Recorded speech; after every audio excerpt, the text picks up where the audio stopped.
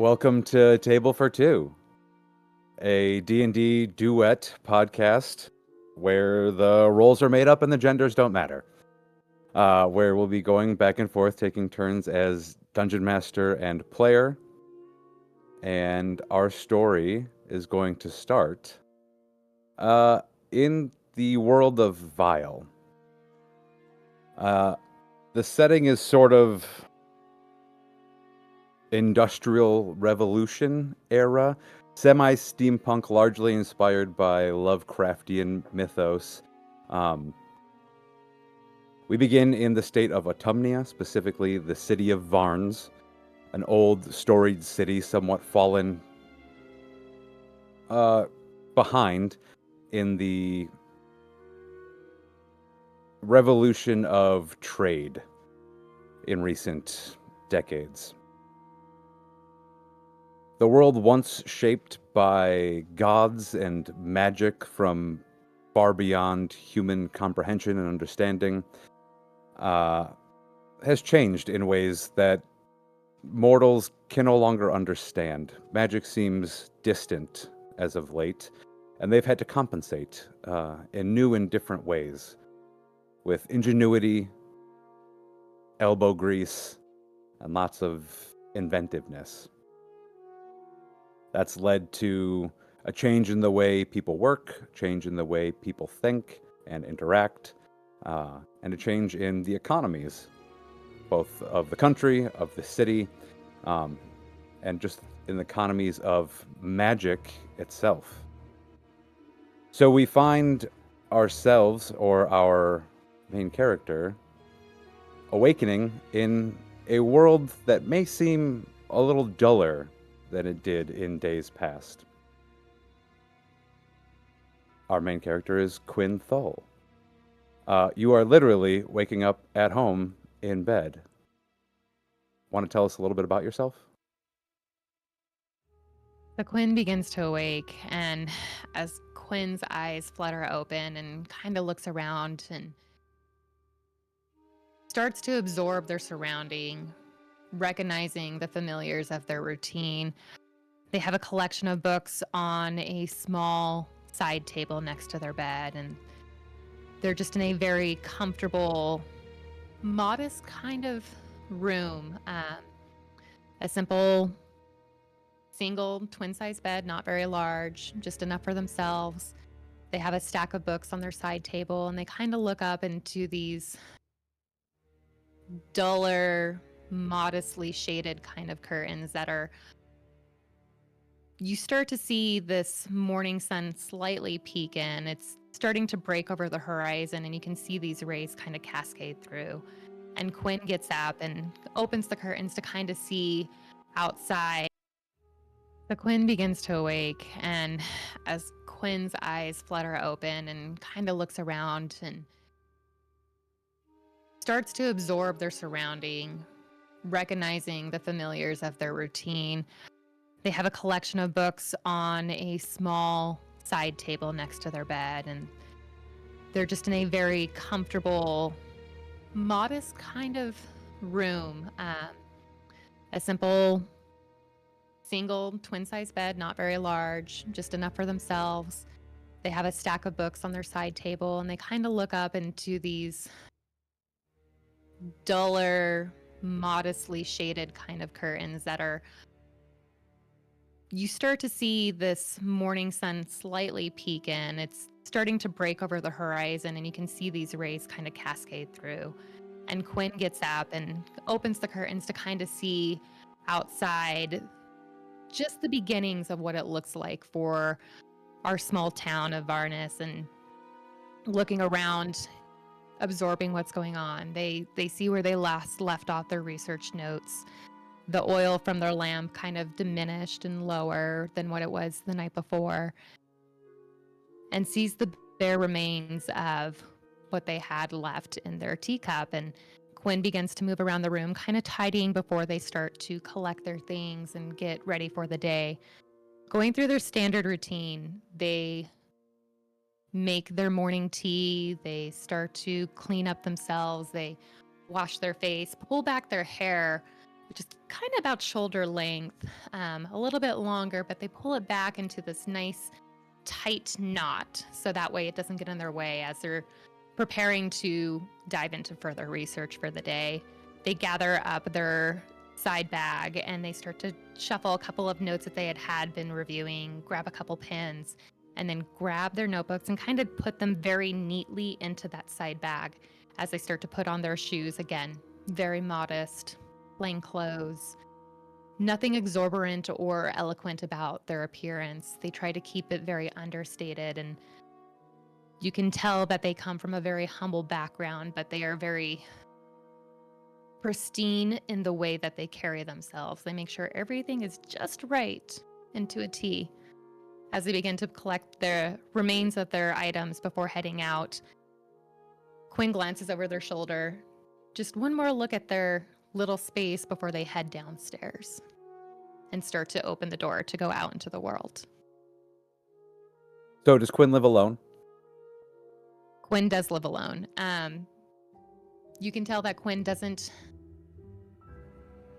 have a lot of time for companionship, and that if they do have companions, they're very selective about who those individuals are. It seems like Quinn is particular in routines and in care of certain items and belongings, like very sensitive to how they arrange their work things, their research notes. Is that accurate? Like they care a lot about those things and they put extra effort into like kind of the preparation of those items? Absolutely. Okay. Quinn is very very intellectual, very knowledge based. They very much thrive in environments where they have that routine and the predictability of what that means for them, especially as they have realized that there are certain things happening in the world surrounding them that is leading to more unexpected and more, while others would call it ingenuity, Quinn kind of feels like it's a little bit of chaos. So they're trying to figure out how to establish that stability that they once knew. Okay. A return to the stability of and joy, perhaps, of magic. Mhm. You mentioned Absolutely. Quinn is preparing to head downstairs. They live in, is this like an upstairs kind of walk-up apartment? Yeah. Okay. So it's a second level apartment. Again, it's very modest. There's just a bed, a little, probably like a 2-person seating table. But one side is very clearly like purposely meant for meals and for refreshments, and the other side Quinn has essentially turned into a study. So they have their books neatly stacked, an area where they can write notes and study, and it's set up very exactly in front of their small window, which opens slightly, but it doesn't have anything other than just those little standard rails that you see. Maybe most people might put like a little garden box there. Quinn has not. They don't have time to care for plants or anything floral or flourishing. They don't look for that extra decor or extravagant items. They're very simple in the way that they live, and they try to keep it very modest. Okay. So no more than the necessities. Okay. Spartan sort of in appearance. Yes. Mm-hmm. So as Quinn is heading downstairs, heading off to work for the day, work is where? So Quinn actually works at the academy in Varnes. Quinn is been tasked with a research team to study why magic appears to be diminishing. Quinn had grown up in Varnes prior to this decline or lack of use of magic or inability to access magic. And because they had grown up in a home that really flourished in Arcana, they are starting to dive more into why is this diminishing? What is happening? So they're heading to work to begin their research again. And they work with a very small research team in that area. So as Quinn steps out, it is early morning. I take it Quinn is kind of like an early to rise, early to work, kind of puts in the long hours type person. So the streets are still kind of just waking up. There are a few people out and about already. Quinn lives in the Green Shade district of Varnes, which is kind of actually near to the Rutherford Conservatory where they work. Um, so only about a 10-minute walk, a matter of blocks, if you can kind of navigate the traffic accordingly. As Quinn steps out, there is a bit of a mess left on the sidewalk, just a few doors down, some trash that was thrown out of a nearby business. And there's already, a horse-drawn buggy carriage kind of like shambling down the street. And you can hear the driver calling out, looking for early morning fares, trying to get whatever business they can. And there's a few people already, just kind of pedestrians strolling the sidewalks as Quinn kind of joins in the procession towards away from the kind of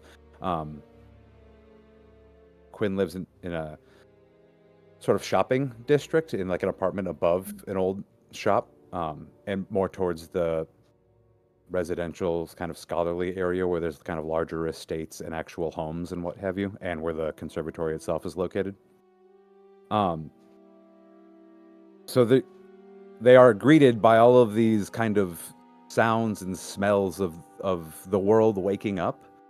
There is the unpleasant like manure and hay and smoke and coal and stuff just from all of these wood burning, coal burning stoves in every single building, all down the street.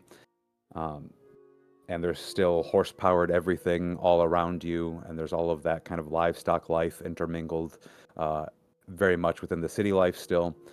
But off in the distance, there's also the sounds of steam-powered engines being brought to life at the same time. You can hear steam whistles going off at distant factories all the way over in Wooltown, which is the far side of the city, waking up the workers that live in the tenement housing over there for their early morning shifts. So all of these are kind of assaulting to the senses for a person who prefers to be buried in books in a quiet library somewhere. And it is with that kind of sensory assault that I imagine Quinn kind of in a rush to escape the public and kind of back into the private seclusion of, a study space, I would imagine. Mm-hmm. Yeah.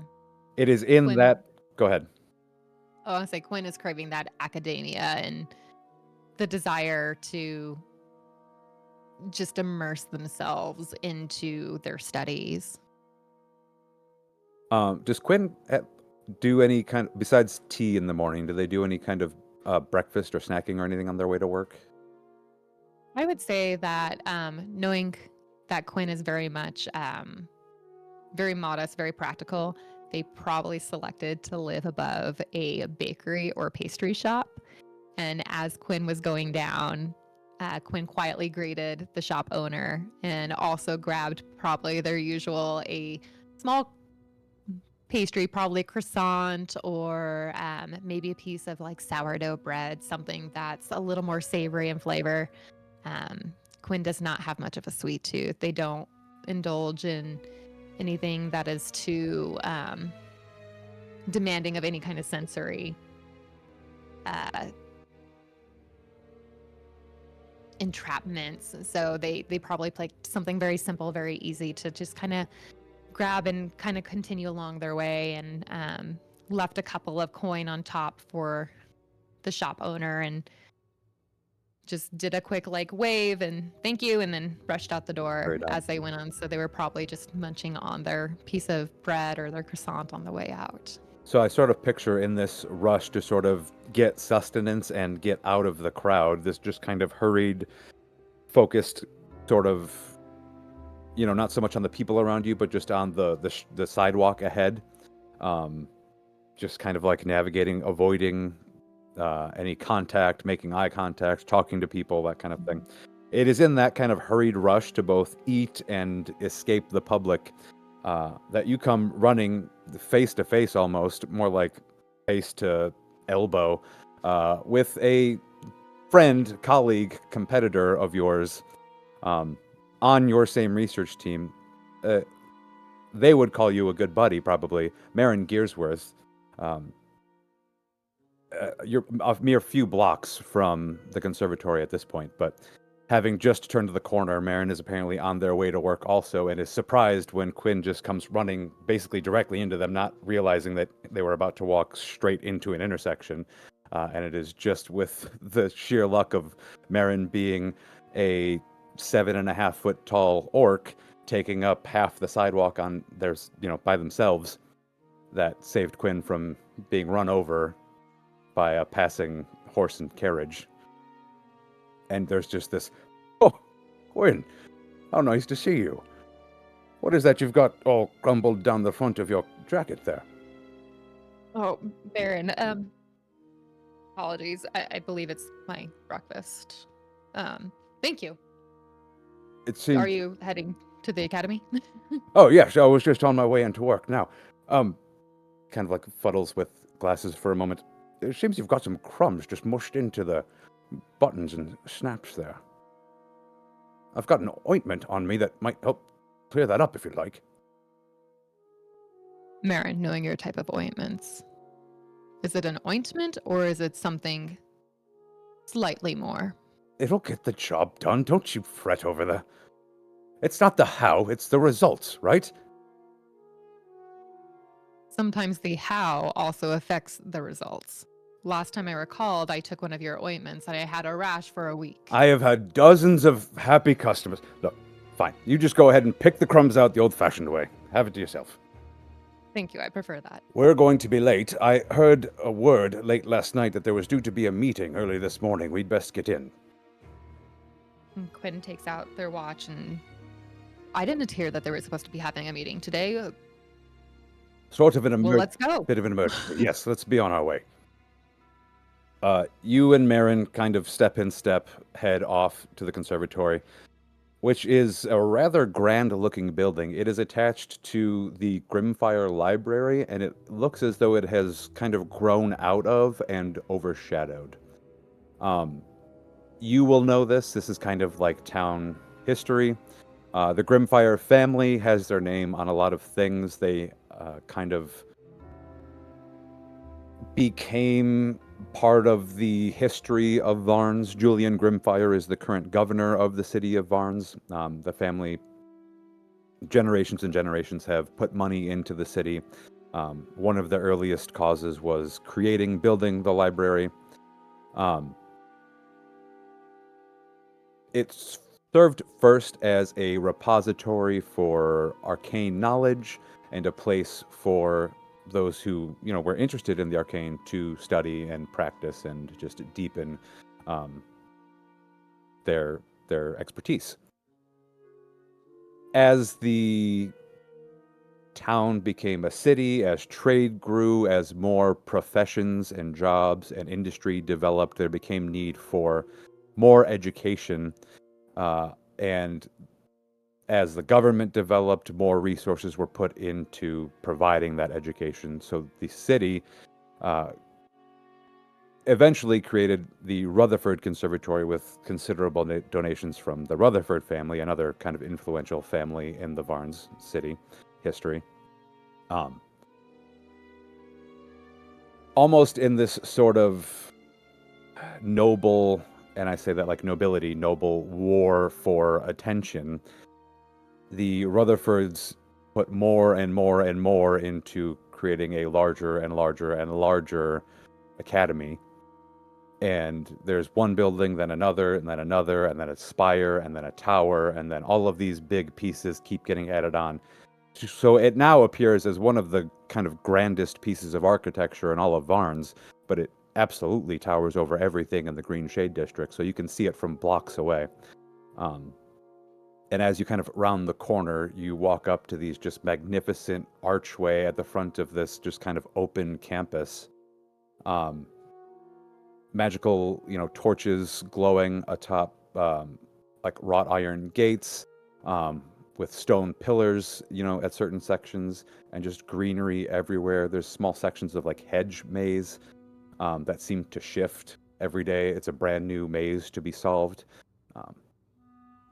You kind of are familiar with the layout. Well, not kind of. You're very familiar with the layout of all of the buildings. So you ultimately find your way into one of the kind of deep staff areas, which is in the like far recesses, actually near one of the first constructed pieces of the library, of the conservatory near the library where the two buildings conjoin. Um, it serves now as the department room for the research team, and it also serves a lot of purpose as um, meeting space. So as you walk into this room, it is largely unadorned, also kind of very Spartan in nature, like Quinn's home is. But there is a large desk in the center, surrounded by chairs. There is a fireplace in one end, and on one wall, there is a few large bookshelves that are lined with books of various topics, all kind of arcane in nature. Excuse me. A lot of which would probably have been kind of like in the restricted section in the library, or have been directly pulled from maybe the in-house only section. Like these are not allowed to be checked out kind of works. Uh, so there's a lot of kind of scrolls and stuff out on the table, ink wells and pots and pens and stuff like that, but very clearly a work-focused space. As you walk in, the meeting is essentially kind of already underway. There are two people present when you walk in. One you will recognize as the headmaster of the school, essentially your boss, and your former teacher, Headmaster Elias Dorn. The headmaster is a very strict, but very professional and single-minded person. Someone focused solely on the preservation of the arcane. So I would imagine this is a person who Quinn probably holds in high regard, despite them maybe having a somewhat bristly personality. Yes, I would say that Quinn actually probably looks up to Professor Dorn as, or Headmaster Dorn as their mentor. And though Quinn has very few friends and does not try to attach themselves into anyone, they have a incredible respect for the headmaster. And I would even say that Quinn often seeks the approval and recognition of the headmaster. They almost fulfill that role of a parental figure. And part of the reason that Quinn, not just from their own desires, also wants to make the headmaster proud and contribute to that legacy that they have. You will, I think, know that there is a returned respect as well. You've always felt that though Headmaster Dorn keeps everyone at a significant arm's length, Quinn's always been watched over with an eye of interest and care to some extent. A little bit of a teacher's pet. Yeah, probably a little bit. Yeah, I could see that. So as you walk in, you're probably a little alarmed to find that Headmaster Dorn seems a little bit upset with the other person, the guest in the room. This is a human woman. Sorry, Elias Dorn is also a human. She is kind of a petite build, long, kind of flowing dark hair, but tied up into like a very high and tight ponytail. Wearing what looks to be very simple, unadorned, mostly leather, like dark clothing, very kind of like business-like short-heeled boots. You do see that she is wearing a short sword on her side. and you can see what appears to be the hint of like something. She's kind of faced away from you, but there appears to be something metallic, like pinned to her chest, or like on her lapel. And uh, Headmaster Elias kind of has his finger like in her face a little bit. Appears to be almost kind of scolding her. As you walk in, he's saying something along the lines of, "So you mean to tell me that you just let yourself in to the office of one of my professors and just started tearing the place apart?" Um, the woman looks unfazed and responds, "Headmaster, you must understand, I came to your school looking for answers. I am searching for clues. Like I mentioned, this is my job." And he kind of, "Detective, now just wait a minute. You must come in here with at least a warrant." And she starts to look a little visibly annoyed at the mention of a warrant. At this point, Marin will speak up. "What exactly is going on here?" And they will both turn to look at you two kind of walking in through the door at that time. And Headmaster Elias will still look rather like getting a little red in the face. You can almost see steam coming off of his head. Yes. I called this meeting of the Arcane Recovery Task Force to deal with this situation. And he kind of gestures to the women to his left. "This is Detective Celine Drake." And she corrects him. "That's Investigator Celine Drake." Yes, sorry, Investigator. From the constabulary. She let herself in here yesterday afternoon and searched through the office of Professor Alaric." And at that, Marin kind of turns and looks at you with just kind of a weird look on his face. "What? Why were you in Alaric's office?" The investigator, Celine Drake, turns to look at the two of you and like really kind of finally acknowledges the two of you. "Professor Alaric Cade has been missing for 3 days. Have either of you heard from him?"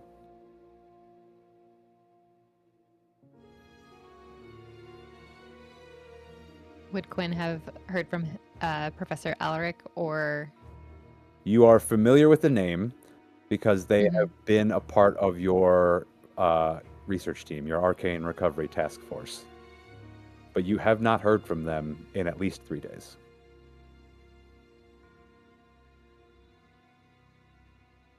So Quinn's gonna kind of ponder on it for a moment and then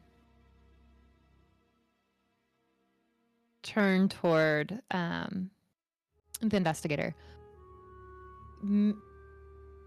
So they've been missing for 3 days and you decided to go through their office searching for clues instead of maybe coming to colleagues or close friends or acquaintances to see if they had actually cited Professor Cade, or maybe Professor Cade decided they needed a sabbatical. What we do here is incredibly taxing. Oh, I'm well aware of what it is that you do here. Because of the nature of my work with Professor Cade, I did think it was best to investigate his belongings before speaking with any of you. I haven't ruled out your involvement in his disappearance. Excuse me?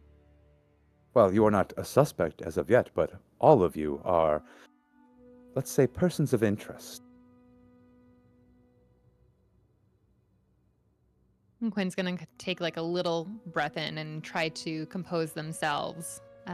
Before you say anything, you'll notice the headmaster is fuming again and will step in on everyone's behalf and say, "Now, Mrs. Drake, I have to.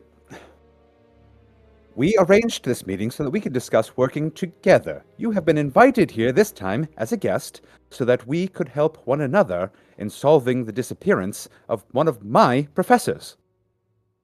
Don't go accusing the rest of my team in his disappearance. Let us work together to find the answer."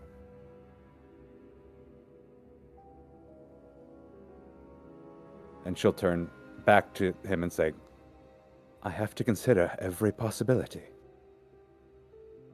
It may be that your team is what you say it is.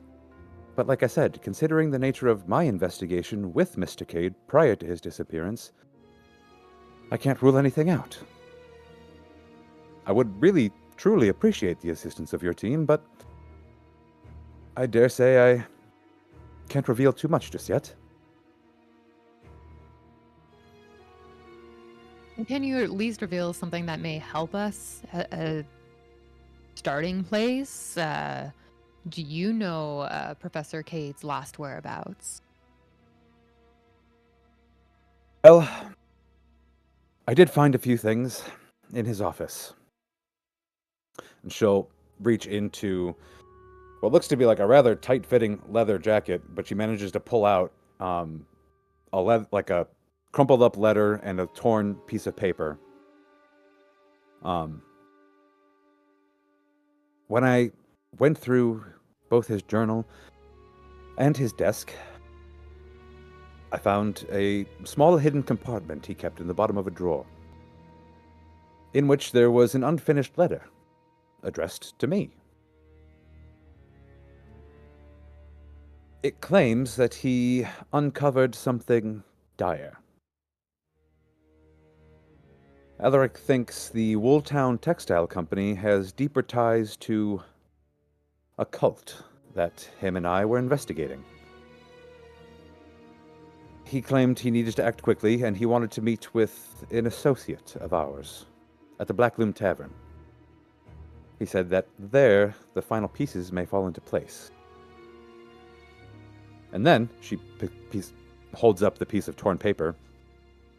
In his journal, this last entry says, the answers are hidden neath the witch's steps.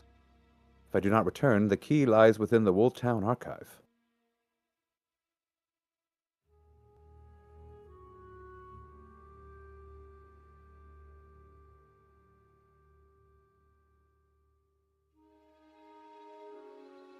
Would anything about the Witch's Steps or Wooltown archive stick out to Quinn in the sense that maybe they had come across something in regard to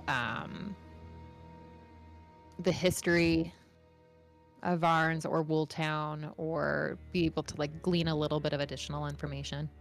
I'll give you one thing for free, and then I'll ask you to make a history check as well.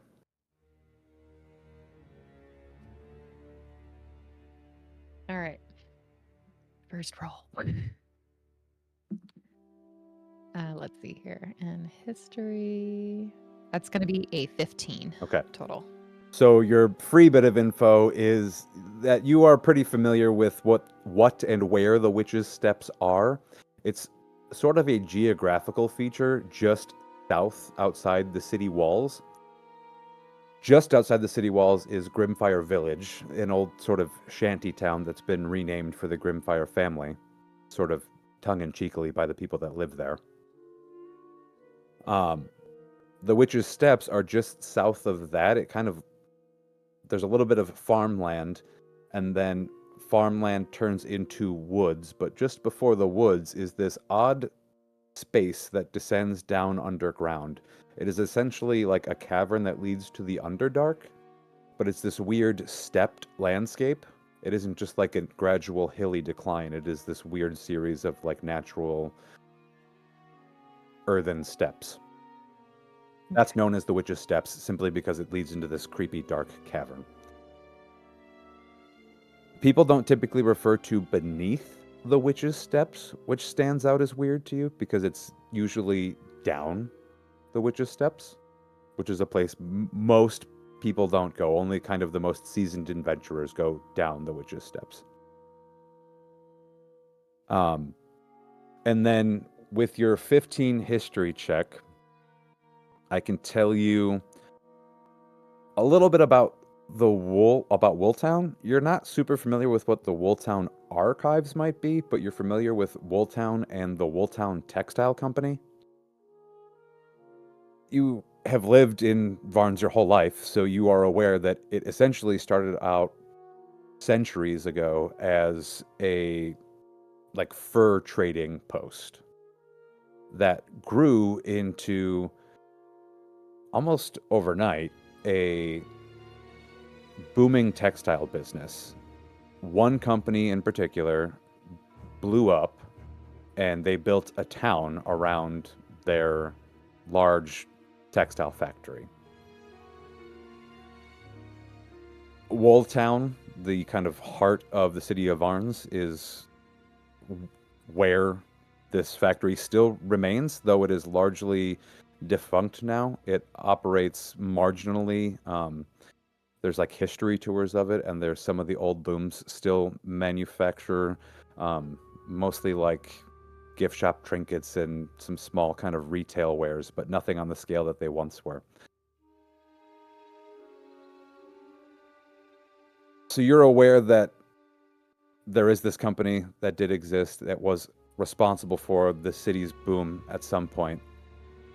You don't know what the archives for that might mean, though.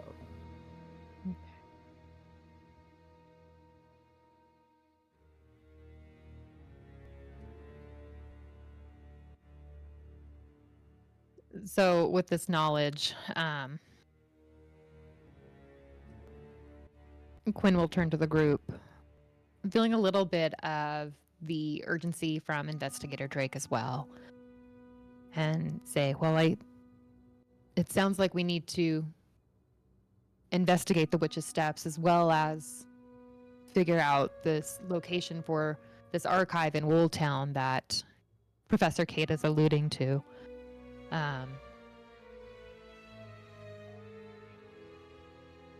And then convene at a later point once we gather more information from those areas.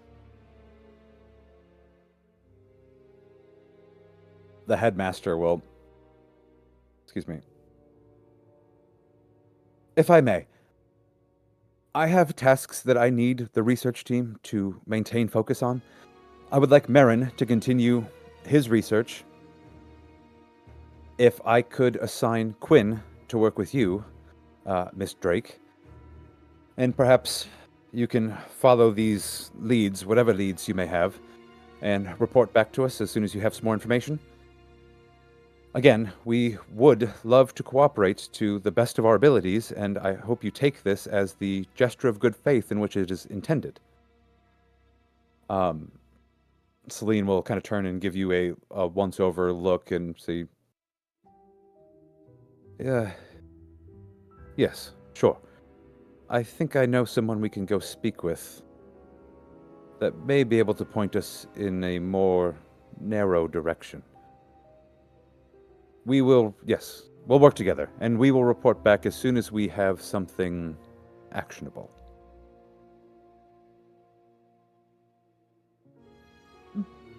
Headmaster, if I may, for a moment, can we have a conclave together?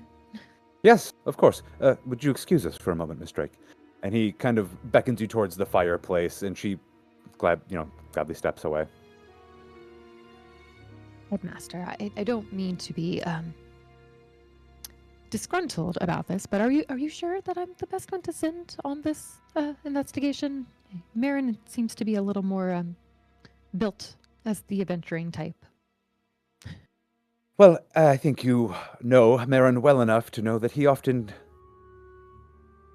gets caught up in the end result of things, the solution, not the process. I think a missing persons case requires a lot of attention to detail, a lot of thought about the process, something I think you are particularly astute at. I don't believe him to be the correct fit for that kind of mental task. However, I do think you're in good hands. This Miss Drake seems rather well equipped. I don't know if you noticed, but under her jacket is a small crossbow, as well as what appears to be a rather sharp sword. So I do believe you'll be in good hands. I'll trust you, Headmaster, but I do have my concerns. But in order to assist this and bring Professor Cade back, I'll do my best. The headmaster will kind of raise an arm around you and pull you in a little bit closer. He knows you're not super comfortable with physical touch necessarily. So it's very gentle and in a very respectful way. And he kind of just ever so slightly leans in to say, "You are a very talented magician in your own right. Don't forget that." And Quinn will quietly nod, but feels this little sense of pride and is excited in their own way to get this recognition from the headmaster, someone that they hold in such high accolades. And again, they'll say, yes, yeah, I will do my best. I don't want to let our team down. Well, be on your way then.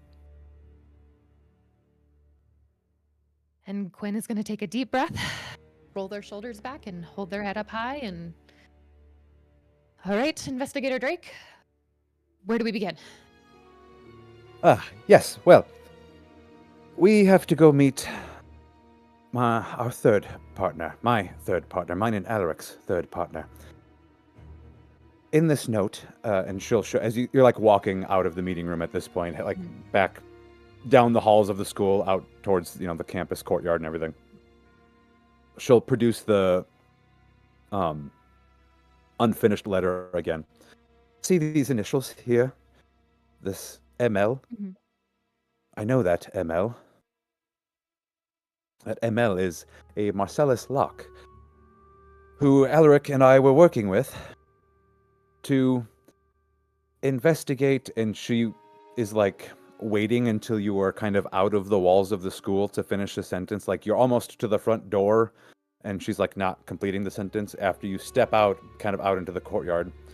She kind of like lets her shoulders relax a little bit, but she just takes like a half a step closer to you. We've been investigating the cult of the shepherd. Are you familiar with that name?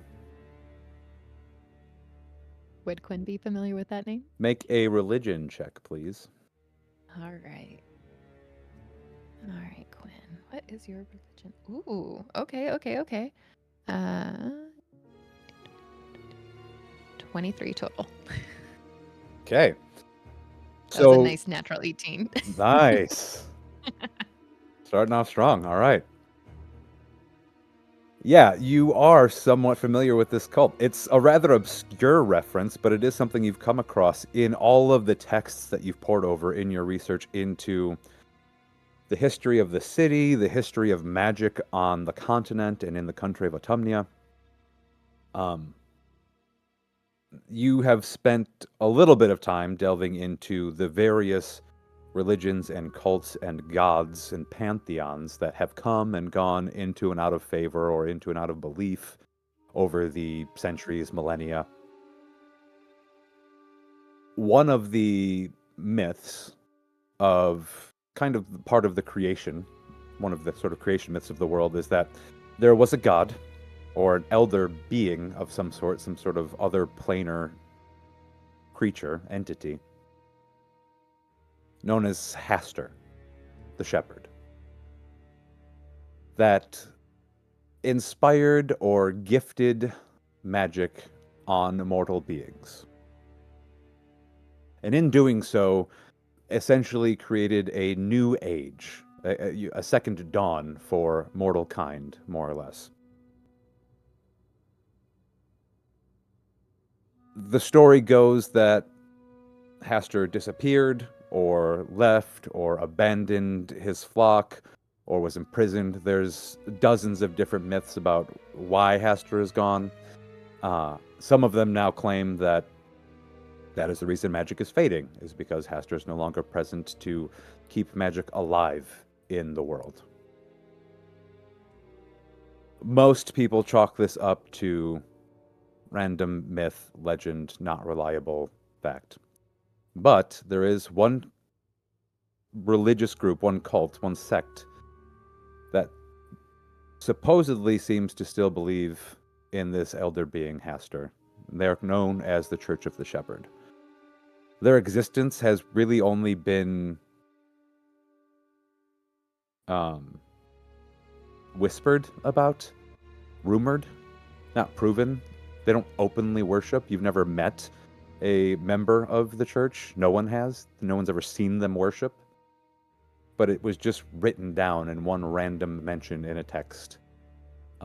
And rumors have, other historians and other researchers have conjectured since then.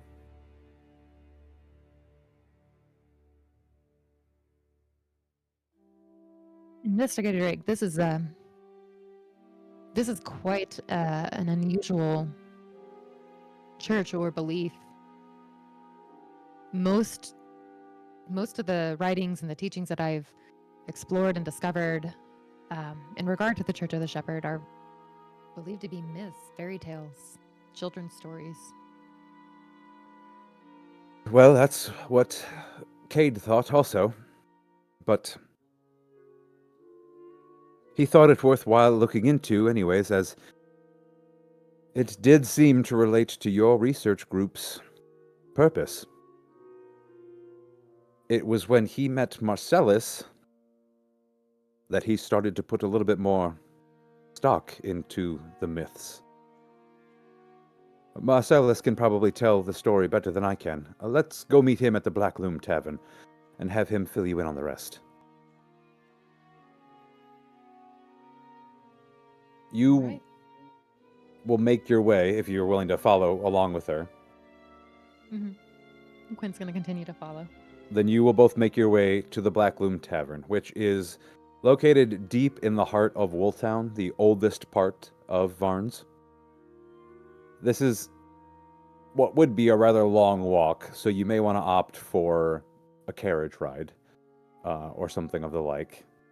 Mm-hmm. Or magical means if you prefer, but otherwise it would take you like an hour plus to walk over there, most likely. I think Quinn would probably have flagged down one of the carriage individuals. Again, Quinn is, well, incredibly studious, not of the most tip-top physique. They do run rather frequently, so it doesn't take too long before an empty one comes along. You are familiar with this custom. They don't stop. They either have a flag up to show that they're empty or it's down when they are occupied. So you just kind of have to wait for one. There's no doors on any of them. They are roofed carriages, but they are open, no doors. So you wait for one to come by with its flag up, and it slows down just enough for you to jump on, and then it will carry you off to whatever direction you guide it to. But they just basically keep steering the horses, and they keep going. So you can give him directions to the Black Loom Tavern, and he will take you there. But it is the same way to get off. There's no stopping. You are jumping off. Quinn's going to try to jump off, but in the most, not necessarily delicate, but in the most efficient way to ensure that they don't dirty their clothes or appearance when they're getting off. Okay, I wasn't going to ask you for this, but now I would like Yeah. you to make an acrobatics check. All right. Oh, Quinny boy. Let's see here. Ooh, it might be okay. Let's see. 12. Yes, that is okay. You only needed to beat like a 6, so you're fine. You do manage to jump just over a puddle from the rain from a couple of nights before. You'll notice that the roads here hold a lot of water. They are largely unfinished, whereas like in other parts of the city where there's like cobbled roads or paved roads, this is mostly mud and gravel stamped into holes in mud. So you're just jumping over a giant muddy pothole filled with rainwater and muck, essentially. There is no sidewalk other than what boards people have nailed out in front of their kind of like shanty buildings, more or less, which is what you find at the Black Loom Tavern. It is one large, giant wooden shanty, essentially. It has been here forever, and it shows. All of the wood on the exterior is rotten. You have no idea how it's still standing, but it is black, basically, with age. It does appear to be like a giant 2-story tavern, though when you walk in the front door, which is, again, just an opening, there is no actual door. It is almost like a barn style space. It is entirely open. There is no second floor. It's just one big giant open roof. You can see where there was previously a second floor, scorch marks all along the interior of the building that burned away the upper floor, and a lot of fire damage is left on the interior of the roof, along the ceiling, and the upper beam posts and stuff. In the very center of the room is a black loom, the namesake of the bar. It is called that because it is largely charred, but it has also been strung with black wool to sort of reinforce the name and the theme a little bit. And then over to the right is one large, just deep, dark wood bar with a couple of bartenders behind it. All of them look angry to be there and unwilling to make conversation with anybody, despite the fact that they continue to serve anybody that comes up. There are a couple of barrels on top of the bar, unlabeled, and they are just pouring out some of the sludgiest looking liquid that you've ever seen come out of a container and flow. And then there's some very dusty bottles on the shelves behind them that you can smell despite the fact that they are closed. They are perfectly sealed, and yet the whole side of the room just reeks of rubbing alcohol. Despite it being early afternoon, the bar is surprisingly busy. Quite a few people in here already kind of deep into their cups. As you look around, all types. Varnes is a largely human city, but here in the Black Loom, you'll find a mix of all species and all jobs, it would seem, as well.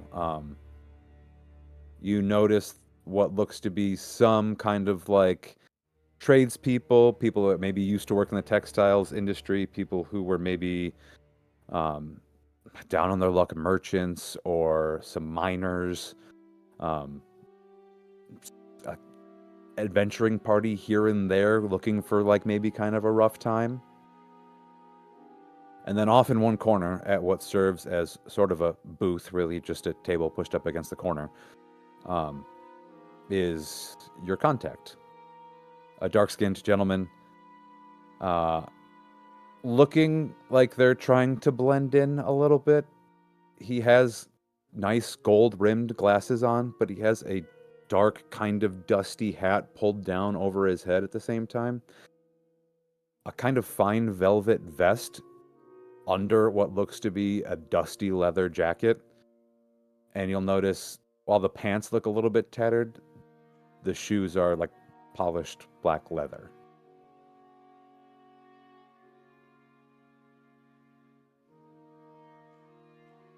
As you walk over to the table, he doesn't stand up to greet you, but he does do a little head nod to Celine, who sits down and motions for you to join them at the table. Mm-hmm. Quinn, this is Marcellus. Marcellus, this is Quinn, our newest compatriot. And Quinn's going to nod slightly and then also say, if you'd like to blend in more, perhaps your fine footwear shouldn't be as on display. Yes. He kind of shuffles his feet away from the edge of the table and a little bit further under the table. Pushes his glasses up. I don't come here very often, but this seemed the safest place for this meeting, so. Celine, what's the deal? What's going on? Have you got anything on Cade? And she'll kind of look just equally as shocked back at him. And she'll kind of briefly look over at Quinn, and then despondently look back to Locke and say, No. I turned over the office, like I said I would. I found a letter he meant to write to me, mentioning that he was going to meet with you. And then this note. And she produces the torn-out journal page that she showed you earlier that mentions the Witch's Steps and the Wolftown Archive. Locke, what were you two supposed to do before he went missing? Why was he meeting with you? We were just gonna go take a look around Grimfire Village. Look, he had mentioned this Witch's Steps lead to me. I didn't think it was much to go on, but... Look, we didn't have a starting point. We were just gonna go walk around and wander and see what we could find. His glasses are already kind of like slipping down his face again, so he pushes them back up and he turns to look at you, Quinn, and says, Quinn, is it? I'm Marcellus Locke. Look, I don't fit in here because I'm not a textile worker. I'm a historian. A researcher. Probably like yourself, it looks like. I spent a lot of time studying the history of the city, specifically Wooltown, and the Wooltown Textile Company. This is what Alaric and I were working on together when he first started looking into the Church of the Shepherd. He seemed to think there was some connection between the church and the Wooltown Textile Company, which I've assured him there really isn't a Wooltown Textile Company anymore. As I'm sure you saw on your ride over here, there's not much of a Wooltown anymore. But he swears he found some sort of connection, and I didn't really believe it, but I was willing to follow the lead and see where it got us. The day we were supposed to go walking around was the day he disappeared. He never showed. The day after that, I had been out looking for him. I returned home and found a piece of his cloak nailed to my door.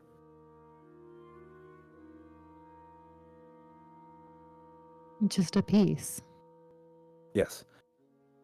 A torn piece, with a bit of blood on it. Ominous. We had already been in contact with Miss Drake here. She was aware of our investigations, and we were hoping that she'd help us muscle our way into what remains of the textile company. We haven't actually made any headway there yet, but now with Alaric missing, it seems all the more likely they may be involved. There was also this left, probably by accident. I found it on the floor inside my house. He pulls out another torn piece of fabric. It's a swatch of shimmering golden wool. Also appears to have been ripped off a cloak of some sort. It looked as though it got stuck under the foot of my bed. Whoever was leaving must have just yanked their cloak away and didn't realize they left a bit behind. This might not seem like much to you, but what's weird about this to me is in all the time I spent researching, I did a lot of studies on the textile company and their founding and their early practices. Their first board members were largely wizards, sorcerers, and the like. A few priests. But a lot of arcane magical users. And so they had some magical practices involved in their board ceremonies. Mostly blessings for good luck for the company, things of that nature, according to the records. But this wool, this golden wool, was their ceremonial garb. It hasn't been seen in centuries.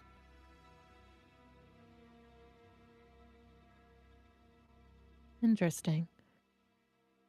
And you said it was stuck on the foot of your bed. Yes. Was anything else missing from your home? Not that I've noticed, but I've honestly been in such a panic that I must admit I haven't done a full inventory.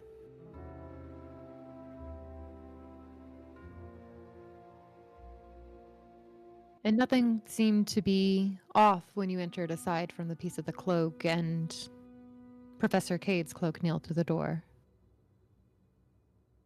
Well, I imagine if anybody had been looking for anything, it would have been this, and I had it on me at the time. I assume my home had been searched, but it would have been for this. And he pulls out another piece of paper and hands it over to you and kind of unfolds it in front of you. And it's a map depicting the southern wall of the city of Varnes, Grimfire Village, the Witch's Steps, and the opening towards the Underdark.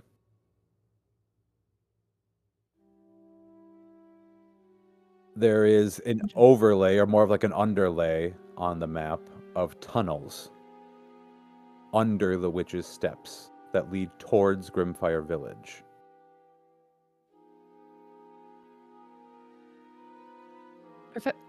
Investigator Drake, Professor Cade's note. Beneath the Witch's Steps. This must have been what Professor Cade was referring to. Most literature, when we talk about the Witch's Steps, it's going down or it's approaching. It's never beneath or under. This appears to show that there are additional tunnels underneath or beneath the steps.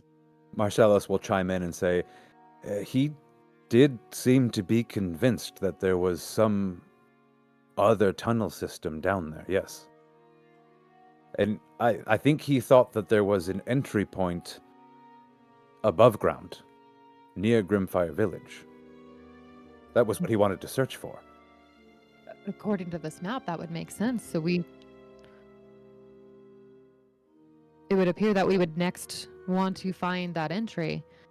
And Quinn's going to start looking over the map with a little more of a fine eye, kind of detailing out and seeing if they can pinpoint exactly where that possible entry may be, if there's anything on the map that's sticking out to them or showing a little bit more.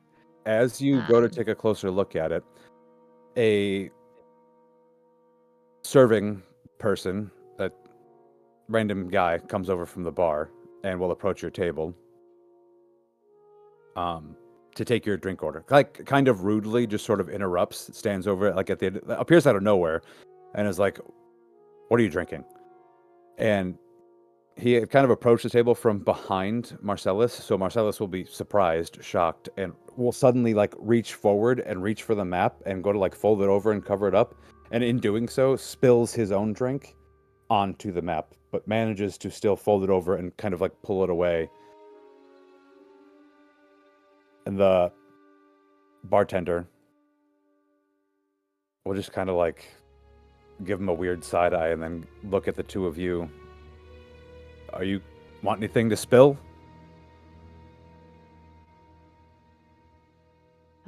Having noted the quality of the beverage when they were coming in, Quinn is just going to very politely and awkwardly decline any beverage.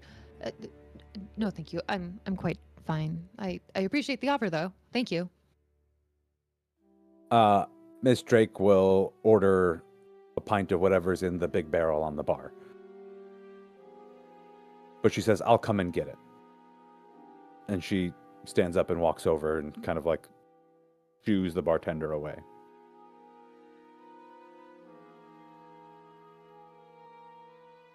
All right. And then once the bartender and Investigator Drake leave, Quinn is going to try to unfold the map and quickly pat it dry, hoping that in that effort, they can conserve whatever is showing on the map. You will notice the liquid, whatever liquid came out of that glass, has had an effect on the ink on the map. Quinn is going to stop. Make a... No, I don't need you to make any checks for this.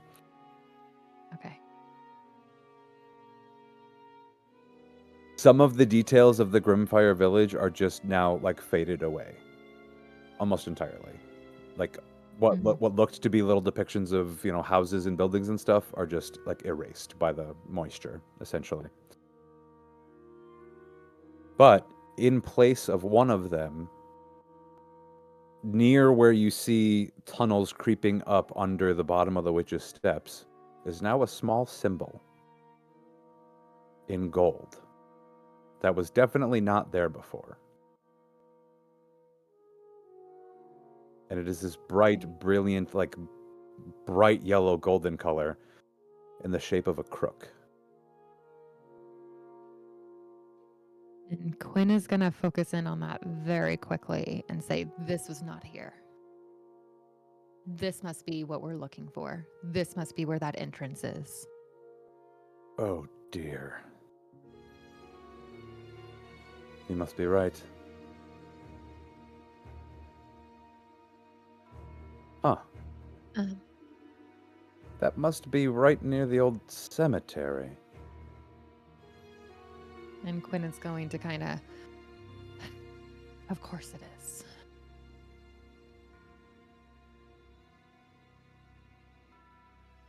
By that point, Mrs. Drake will return with a wooden tankard that also looks so old and rotten that Quinn would be horrified to like see anybody drink out of it, and she will sit down next to Quinn and take a big drink out of it. I hope you have a strong and sturdy constitution. Oh dear, I do. It runs in the family. I'd hope so. Us Drakes are good at two things: detecting and drinking.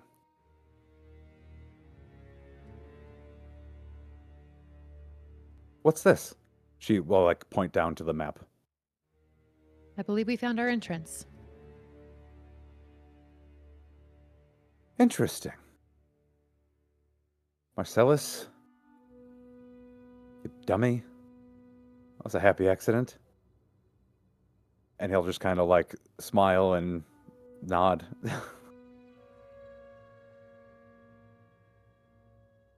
Look, you two, I hate to say it, but I lost my constitution for all this. With Cade missing, I just can't.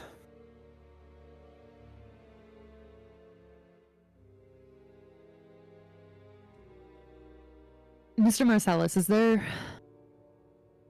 any other information you can offer us though before? It was odd to me the mention of a Wooltown archive.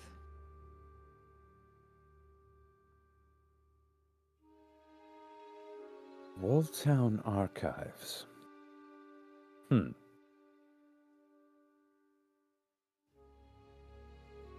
Now that's something I'd heard Cade mention once before, and I thought it was kinda silly.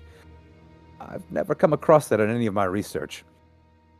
Mind you, the Wooltown Textile Company, they kept great business records. Well, they kept two sets of books, actually. One legitimate and one faked. Of course. But beyond that, any other note keeping was production notes, inventories. Nothing of any interest to anyone other than merchants or competition. Most of that was lost in the fires. Are you sure about that? If they kept one set of legitimate books and a set of fake, is it possible that they also had a set of legitimate product and fake inventory? Well, this does bring to mind a few texts I think I'll need to revisit. And a few doors I'll need to go knock on to ask some questions. I don't think I have any answers for you right now, but I might be able to get some. I think it'd be worth exploring. I believe Professor Cade may have been on to something. Okay. I'll look into this Wooltown archive and you let me know if you two can find Cade.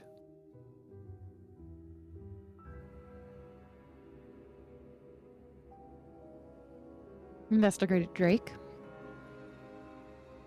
How is your constitution now? She's downing the last of her glass. You know, I'm feeling like we can do this. It's gonna take more than one of these to stop me, so let's go while my courage is high. Seems a little liquid courage never hurt anybody. Here we go. The journey from Wooltown to Grimfire Village is, again, kind of a long walk, so you might want to grab another carriage. If so, it'll take you about 20 minutes or so to get to the city gate. And Quinn again is gonna go ahead and hop on one of the carriages, and as they start to hop on, they're in the most polite, gentle person way possible, going to extend their hand to Investigator Drake to help pull her onto the carriage as the carriage passes. Okay. Oh, go ahead. I was just going to say, relatively uneventful ride. Mhm. It's a little bit shorter than the ride to Wooltown was, and you will eventually be getting dropped off at the city gate. So large walls encircling the city, some 30, 40 feet high, constructed mostly of stone, with big open archway gates, at least at some of the main thoroughfares. This one, for example, is a decently sized gate. There are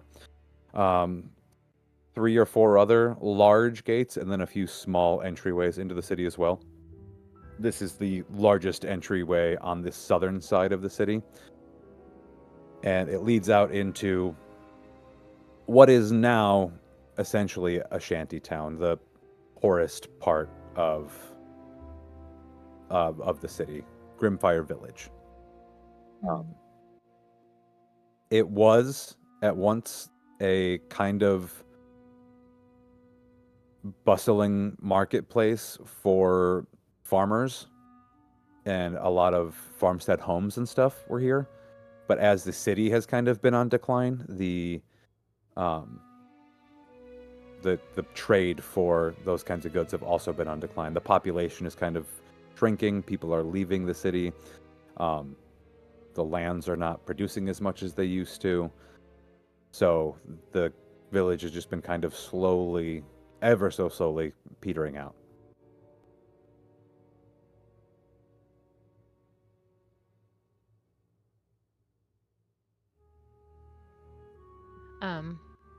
Once they disembark from the carriage, and probably actually as they were on their ride toward Grimfire Village,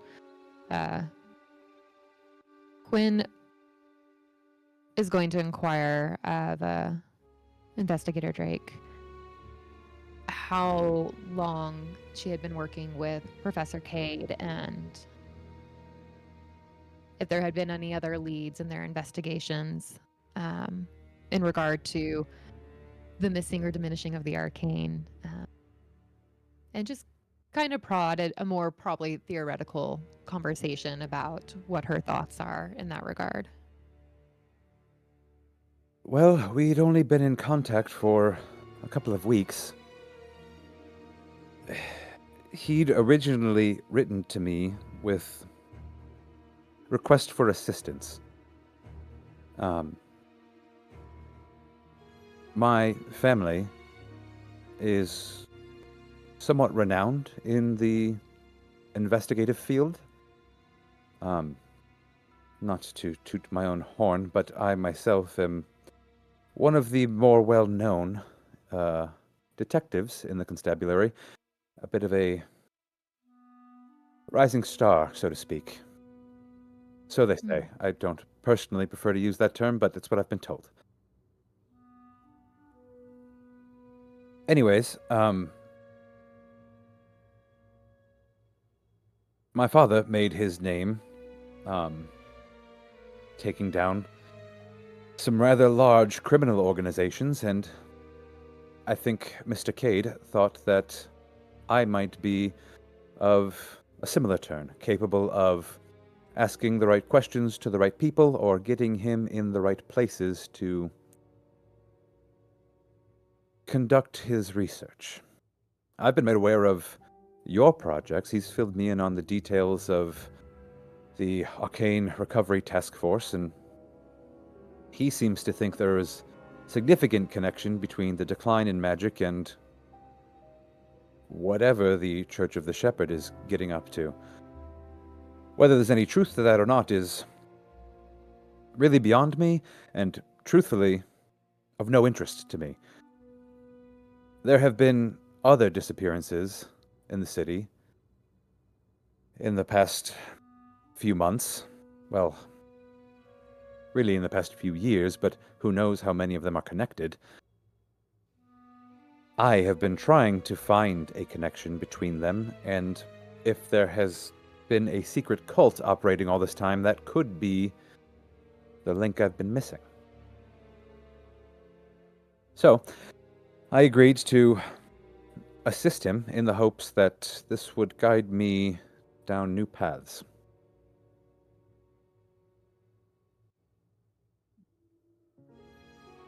Yes, that does appear to be a little bit of a Cade's philosophy, often pulling in others without looping the rest of us in. I'm starting to pick up on that, yes. It was odd to me when he first contacted me. I thought perhaps he was overly suspicious of the rest of you, but maybe he's just a bit gung-ho. Possibly. Have you worked with Alaric long?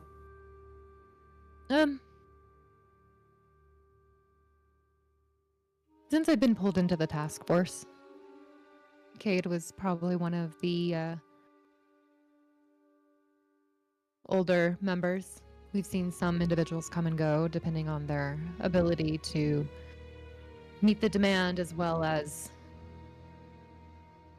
their eagerness to determine what are the actual cause of the disappearance and the diminishing of our arcane is. I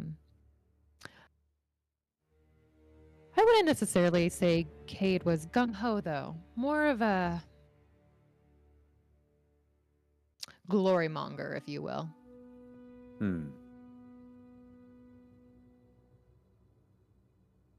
I see. With his age, I wouldn't have guessed that, but again, I didn't really get the chance to fully know him, so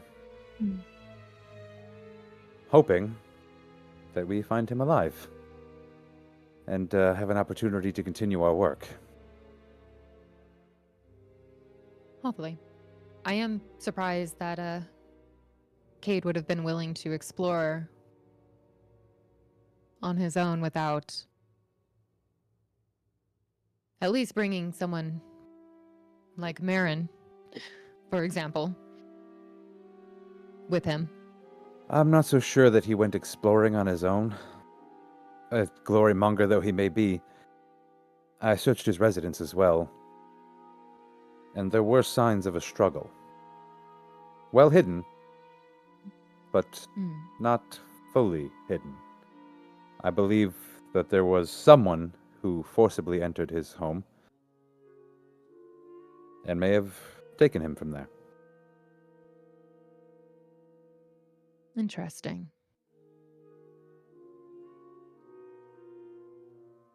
Which begs a further question.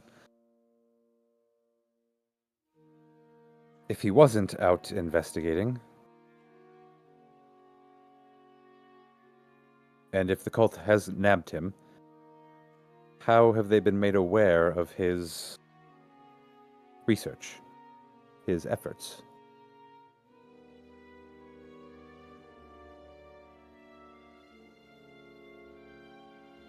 There appears to be a leak. There may be. So now you understand my suspicion of your team.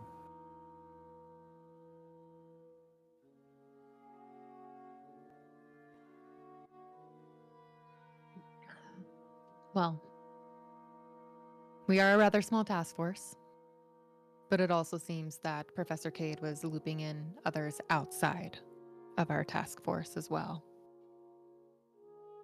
Fair point. Are you aware of any other contacts that Cade may have had? None as of yet, but it is something I will continue to look into.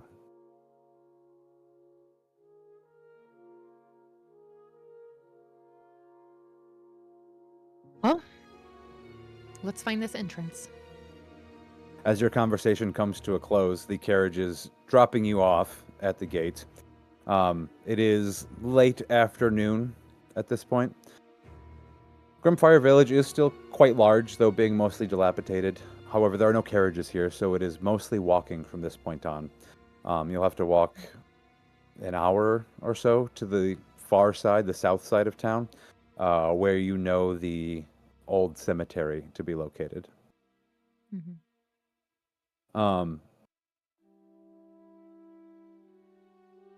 As you arrive to the south side of town, you can see this is perhaps the most forgotten part of town, the earliest evacuated, so to speak. What buildings still stand here are mostly decrepit, shattered windows, broken in roofs, doors hung ajar, shutters fallen off, plants growing through walls. There's, again, no streets or anything paved here. It's all just dirt and mud roads. The grass is fully regrown in this part of town between all of the homes, what have you. It would almost be pretty in some sense that nature has kind of so quickly reclaimed some of the lands left behind by man. Mm-hmm. But it's also a little eerie because behind you is the wall still in plain view. The city still stands. There are still people living nearby. And just beyond a long patch of grass, you can see a chapel. Also kind of dilapidated looking, but still standing. And just beyond that, headstones dotting the landscape off towards the horizon.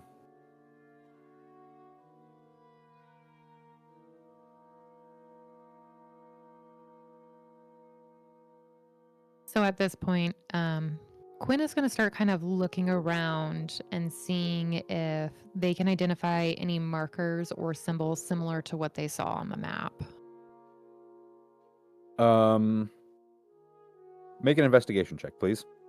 With Okay. advantage, because the investigator is going to assist you in this. And she actually has advantage on all of her investigation checks, so. Nice.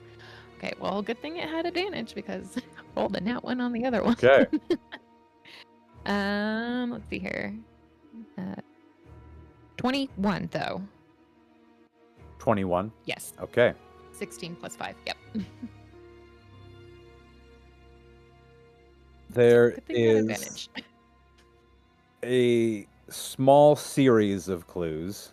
The first one being a beaten path of grass leading from the main thoroughfare off towards the chapel. Okay.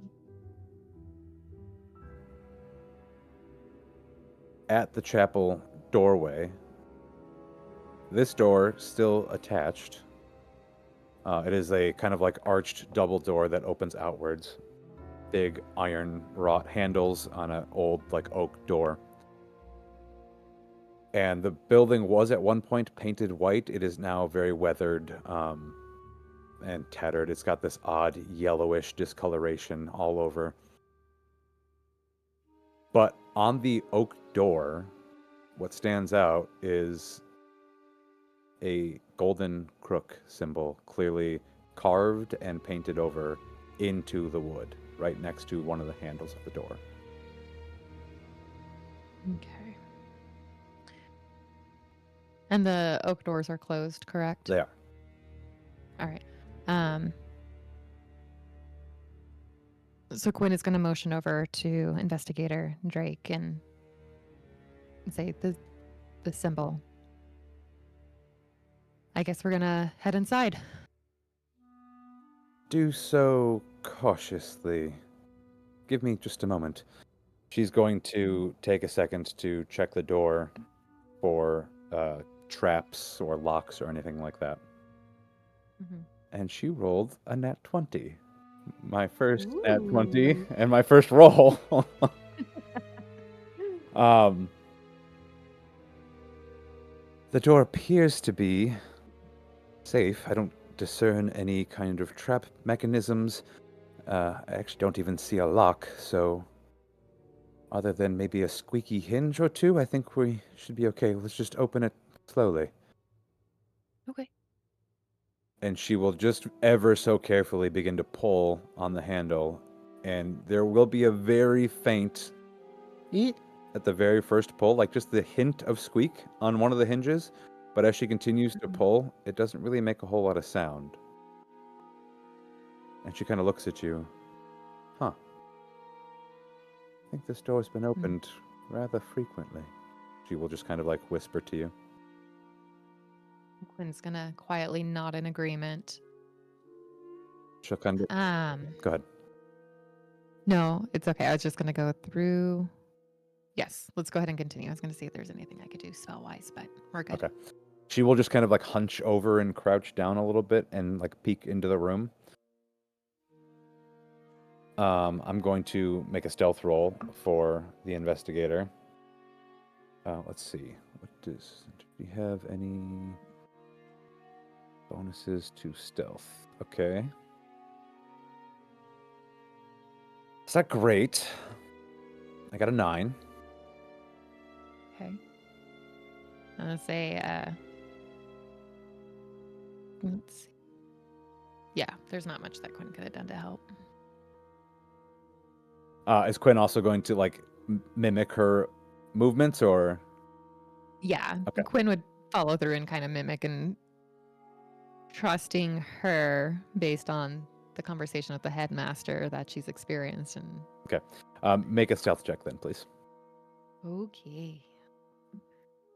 Ooh, 6. Okay. We're trying. We kind of squat down a little bit and take a cautious step in. The old floorboards creak, something awful. As you look into this room, like fully as your eyes kind of adjust, what you see is a holy roof. And I don't just mean like holy in the sense of you're inside a chapel, but I mean literally there are big holes, gaps, sections missing from the Mhm. roof that are allowing some of the late afternoon sun to kind of spill in. But it is this weird adjustment from being in full light to limited light that it takes your eyes a second to adjust to. And there's all of this dust in the air that's really making things murky. So as there's these like God rays illuminating dust, everything else is in pitch blackness, and it's really hard to picture or to take in the full picture. What you finally like acclimate to is rows of pews from back to front, probably 10 per side. You are walking down a center aisle. Everything is just old wood, very plain, kind of unadorned, Mhm. with the exception of stained glass windows on the sides. Also, kind of bleeding in some multicolored light. Some of them are broken. A lot of them are just covered in like a dusty film, so you can't even really make out what the images were originally supposed to be anymore. And then at the very far end of the room is what looks to be um, tapestries on the back of the wall, some sort of like altar, and then a pulpit that looks to be semi-destructed and almost like rotten a little bit, like the wood itself is kind of just falling apart. And that's a good, let's say, 60 to 80 feet away from you. So it's a bit of a long walk up the central hall. And as the investigator takes a few steps further, the floor kind of continues to creak a little bit here and there, and it just really puts the both of you on edge. There's total silence around you. Nothing seems to be getting disturbed other than the dust. What's your passive perception? Passive perception for Quinn is a 13. Okay. You will notice one thing. As you are moving through this really old space, you're leaving footprints in the dust next to footprints that are already there. Quinn is going to reach forward and very gently tap the investigator, more in a try to get your attention type of motion, and kind of just motion toward the other footprints that are in the dust. And then Quinn is also going to steadily try to shift over so their feet align with the footprints, and trying to eliminate the number of footprints that are also showing.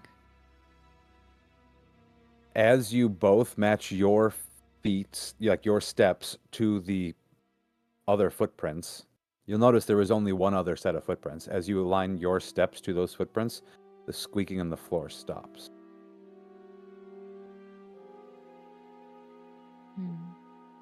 So every step you take is now silent.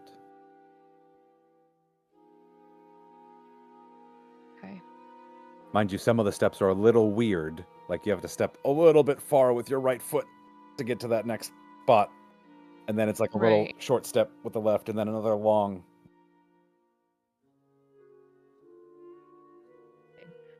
So Quinn's going to continue this weird, awkward gait and following those, but has like noted like it's suddenly silent.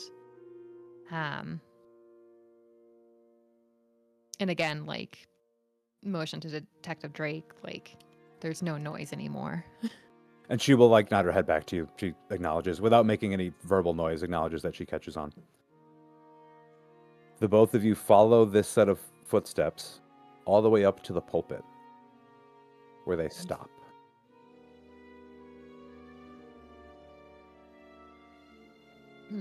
Quinn's going to look around and see if there's,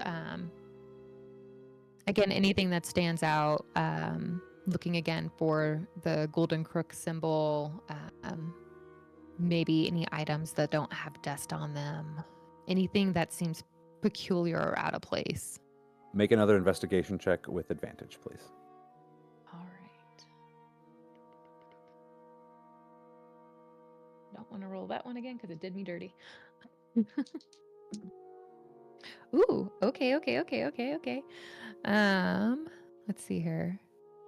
Investigation 24. Okay. So you're kind of like staggered one behind the other. Celine is behind you and can't really get a good full view of the pulpit just yet, and is not wanting to step out of the footsteps, for fear of making unnecessary noise.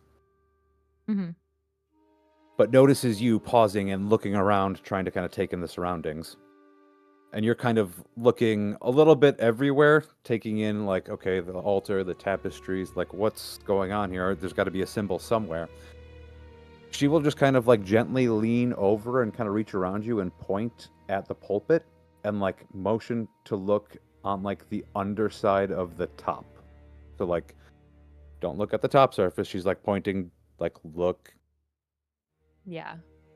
And so as you bend your head down a little bit further than you like had originally been looking, you notice there's a golden crook.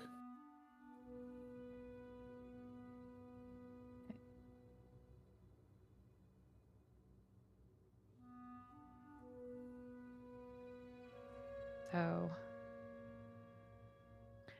Quinn is going to kind of again examine the area, see if there's anything that is sticking out. And actually, Quinn at this point is going to go ahead and cast Detect Magic. Tell me what Detect Magic does.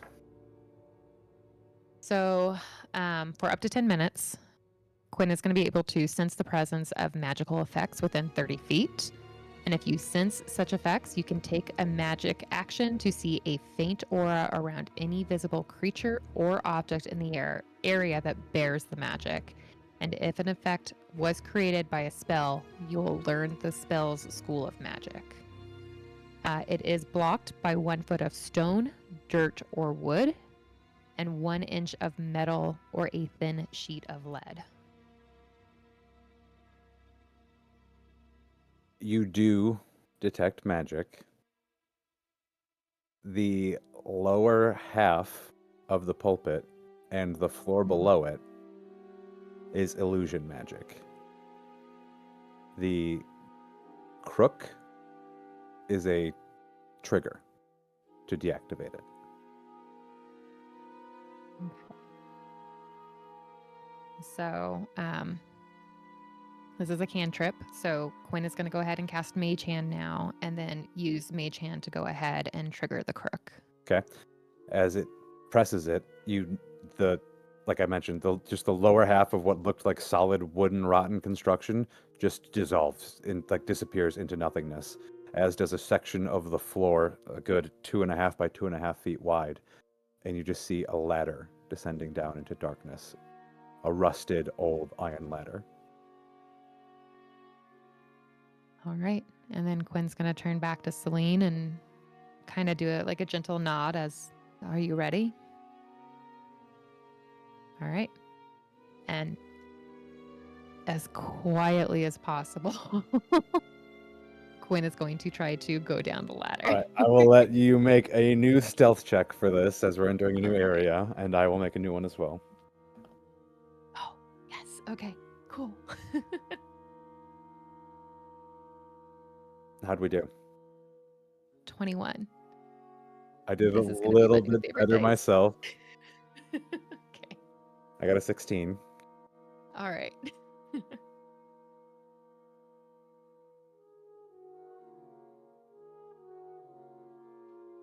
So we quietly get on this ladder. It does make a tiny bit of a... rumbling is not the right word, but a little bit of a...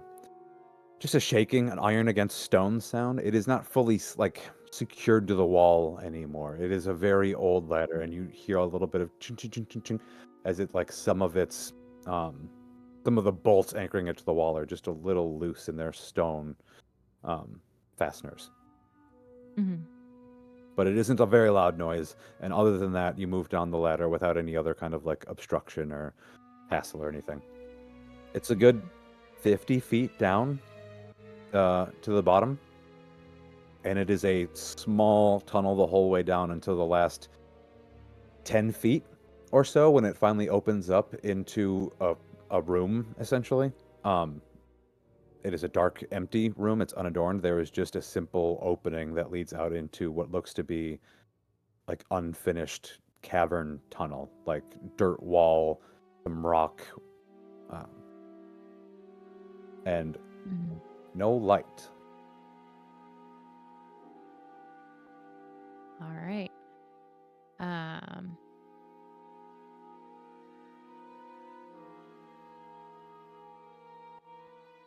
So Quinn is actually going to go ahead and pull out one of the pins from their satchel side bag and going to use it to go ahead and cast light.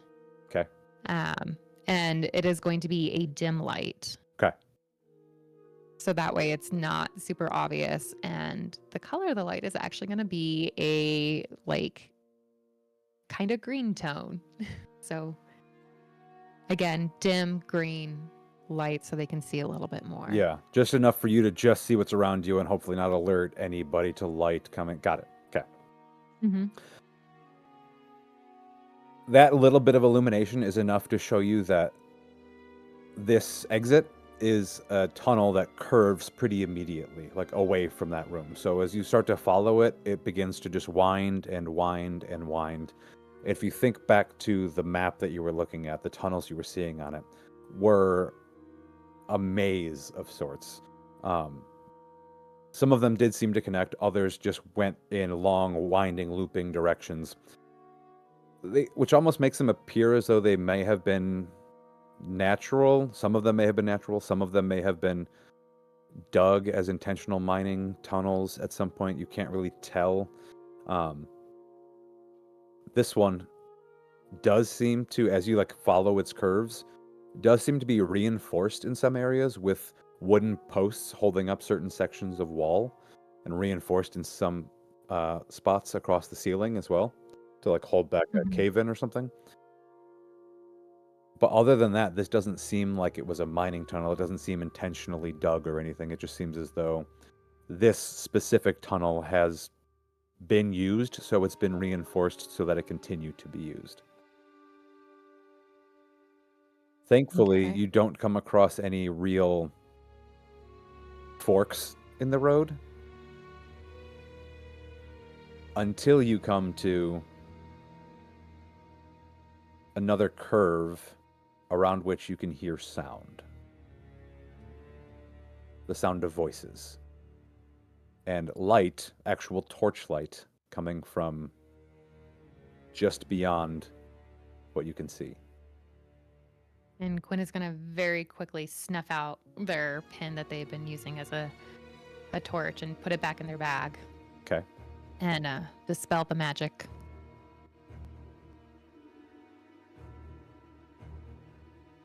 And then is going to look over at Celine and Gage. All right, what now? Take a careful peek closer and see if we can figure out what's going on before we charge in there. She'll kind of take a step ahead of you if you'll let her. Mhm. An inch ever so carefully, like step at a time. It's really hard to gauge the curves of these tunnels. So she's moving very slowly so as not to just kind of come around a right angle corner and be exposed. So slowly kind of inching forward, and trying to listen and kind of peek at the same time. And finally kind of like leans her head out and then comes back to you. There's too many stalactites or stalagmites, whatever, in the way. I can't quite see, but I can tell there's people moving around in there. They do have torches. And I hear chanting and... I don't know, I swear I heard water splashing, but I can't imagine there's a stream or anything down here, so I don't know. We may have cover if we want to get a little closer. Okay. Quinn's going to quietly nod in agreement and again, very quietly try to keep as low as possible and more of like moving behind the stalagmites to make sure that they're not being super obvious in their movement or putting themselves in any place where they could be in the open. So they're very meticulously and slowly moving throughout.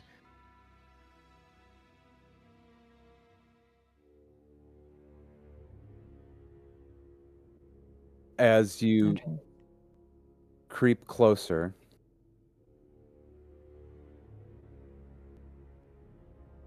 you find that there are, in fact, a couple of like large stone rocks just to the inside of this kind of cavernous space.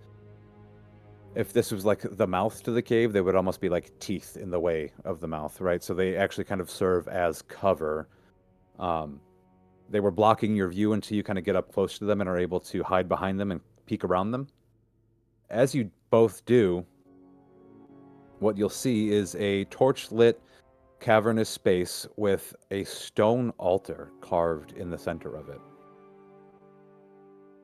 There are 4 figures stood around it, all in golden robes. Well, 3 are in golden robes. 1 is in all black. The one in all black is essentially standing at the head of this altar, and it is like a bed-style altar, like a long, low stone altar. One is standing at the head. The guy in the black robes is standing at the head. The other 3 are standing around, one on each side. And there is a figure bound to the altar, the golden rope. On its back, naked.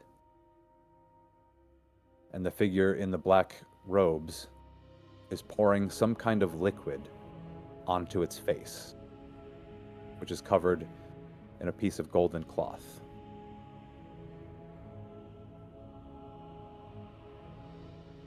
Quinn's going to kind of take a sharp breath in. Obviously, their face is covered, so they're not going to be able to recognize the face of the figure that's bound. Is there anything else that sticks out about the individual that's bound onto this altar that Quinn would recognize? Maybe species, tattoos, markings? Hair. Wispy white hair is sticking out from like under. You can visibly see there's a bit of like bald spot on the top of the head and this like ring of wispy white hair that you recognize as belonging to Alaric Cade. Okay. And Quinn's going to shoot over a look to Celine to see if she is also capturing that same recognition. You do see a look of recognition in her eyes, but you also see this look of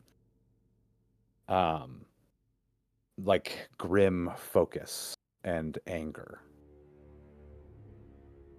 And she's already reaching for the sword at her side.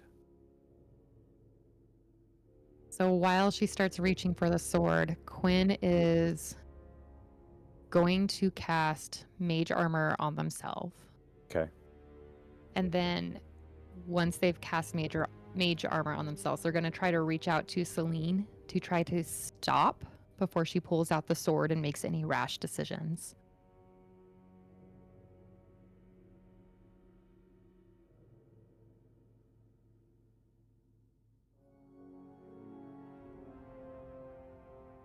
She is mid standing up when you reach out and to touch her. And she pauses.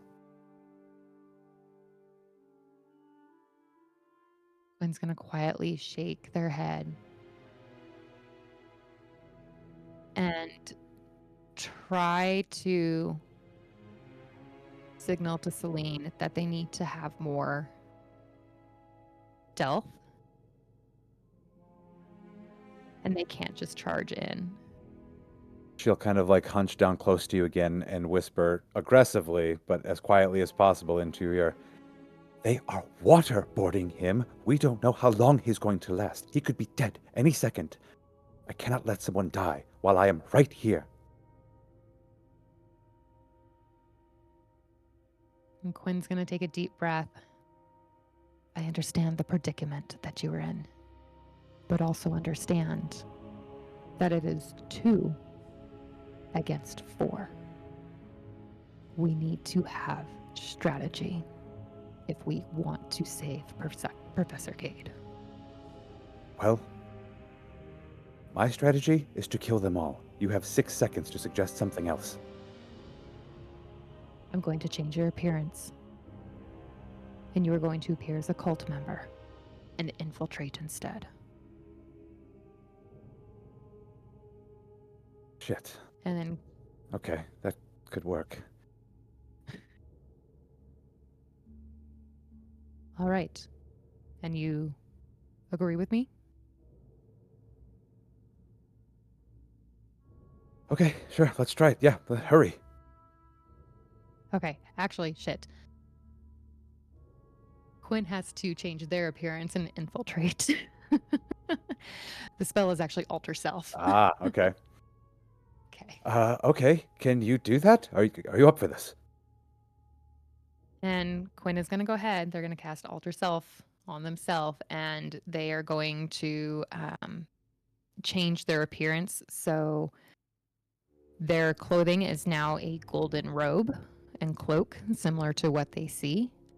And they are going to adjust their facial features so they look a little more, probably a little more wizened. Change their hair color so it's not the dark appearance that it typically has, more of a gray color. And also try to make themselves look a little more unkept. Different from their pristine appearance, more like they have been traveling and seen some shit. Okay. And as they finish the spell, they're going to look over at Celine and say, I will signal you when we need to go in. Instead, try to very quietly and stealthily follow me and get into a position where you can charge when we're ready. Okay, I'll do my best, but if you're in danger, I'm not putting your life at risk as well. I will move in and put an end to all this. Agreed. Deal. Okay. So then Quinn is going to go ahead and try to move down into the altar space and see if they can disrupt the ceremony. Okay. Um, As you have been talking, as you've been entering and as you've been talking and as you start to approach, the cultists have all been chanting this whole time. It's a little bit hard to focus on the chanting because of the gargling and choking of Alaric on the table. But they are continuing on loudly despite that. Led by the figure in black, but the other three are all joining in. You don't understand or recognize. Well, actually, I don't think you do. What languages do you speak? Yeah, you don't understand or recognize the yeah. language that they are chanting in. Mhm. So I would like you to make a deception check with advantage because of your alter self for just joining in on the proceedings here. Okay. Deception. Dirty 20. Okay. So how exactly are you attempting to disrupt, or what are you doing to try to infiltrate? What's the thought? So when Quinn gets to a space that's kind of like a little more easier to navigate and they're a little more mobile, not necessarily crawling through rocks or anything, they're going to start to rush toward the altar. And they're going to say, "Infiltrators, we have infiltrators." As soon as you get to within 10 feet of the altar, I need you to make a wisdom saving throw. Oh, balls. Okay. 13? Just barely made it.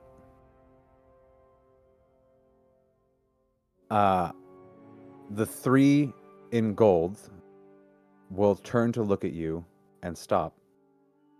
The one in black, who is, you now notice, wearing a golden chain around his neck with a golden crook hanging off of it, continues chanting and continues pouring the water, seemingly endlessly, out of this jug. Okay. The one at... Quinn is going to. Go ahead. Oh, go ahead. I was Oh. going to say the cultist at Alaric's feet, who's also the tallest person in the room at the moment, will turn to you, pull down his hood, and reveal a bald head, completely shaven face, very plain looking, but scarred and massive. What do you mean, intruders? There were noises in the cavern. It sounds like there are individuals approaching.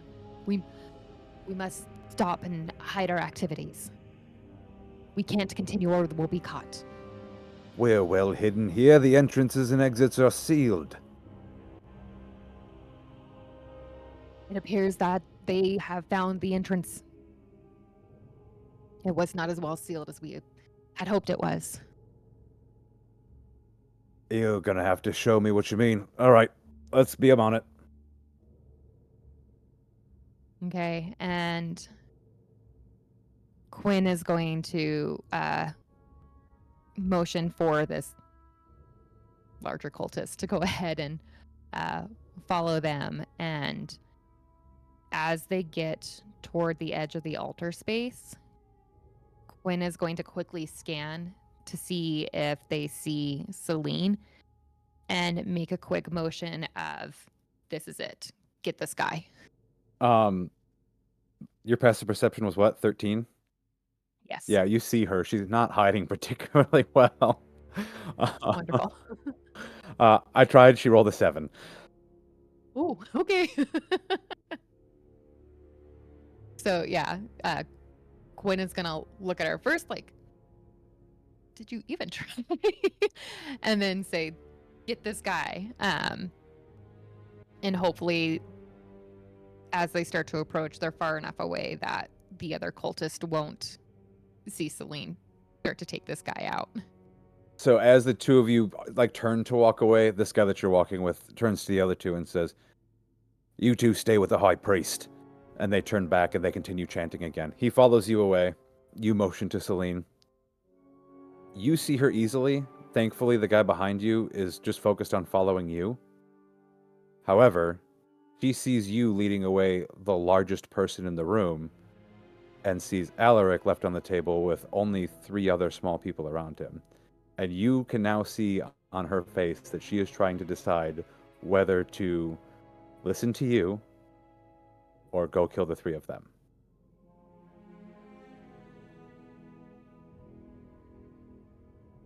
Quinn is going to motion to the cultist that's following them and say, go that way.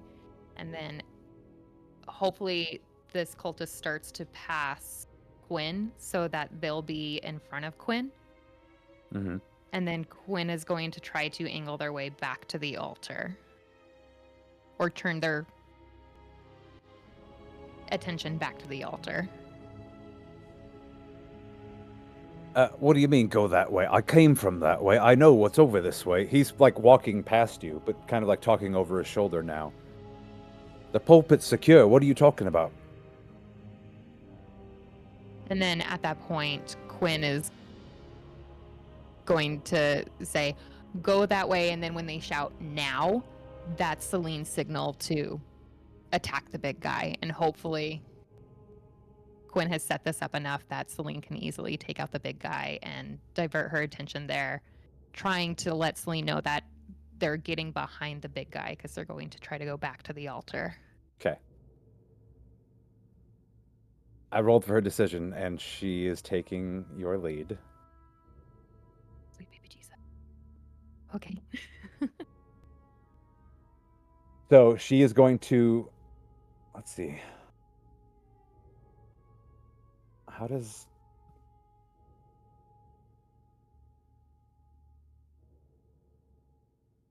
Okay.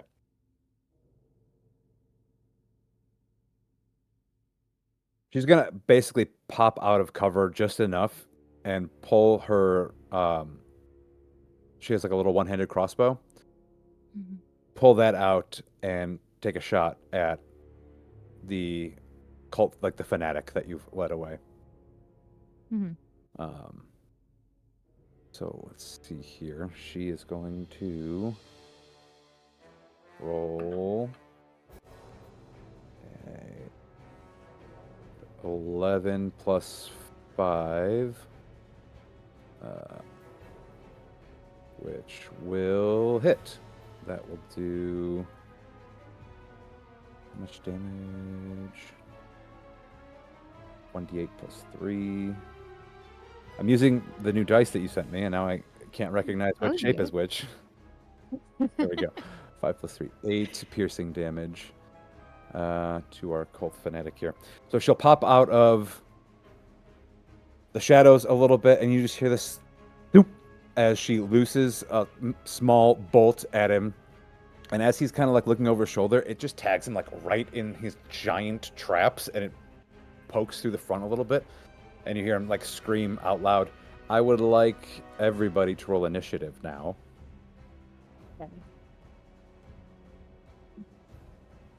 Oh, balls, yes. Did you get a nat 20? Yeah. Me too! Shit. For the investigator, not for the enemies. Okay. I Now was I'm like, gonna oh, roll for no. the enemies.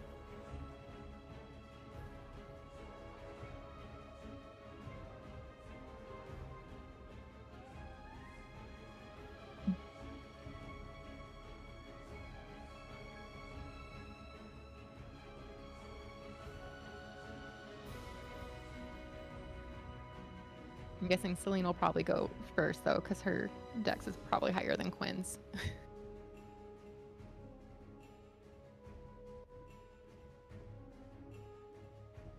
Let's see here. What's Quinn's dex score? 12. Oh, yeah. Mm-hmm. 16. Yeah, cool. Okay, so then we will start this round. Celine is going to move again, this time out of cover. This room is not huge, so with her 30 feet movement speed, she's actually going to close the distance between her cover and that big fanatic, and draw her short sword in her other hand and make a melee attack against him, which will also hit. That does a little, maybe less damage, we'll see. Yeah, a little less damage.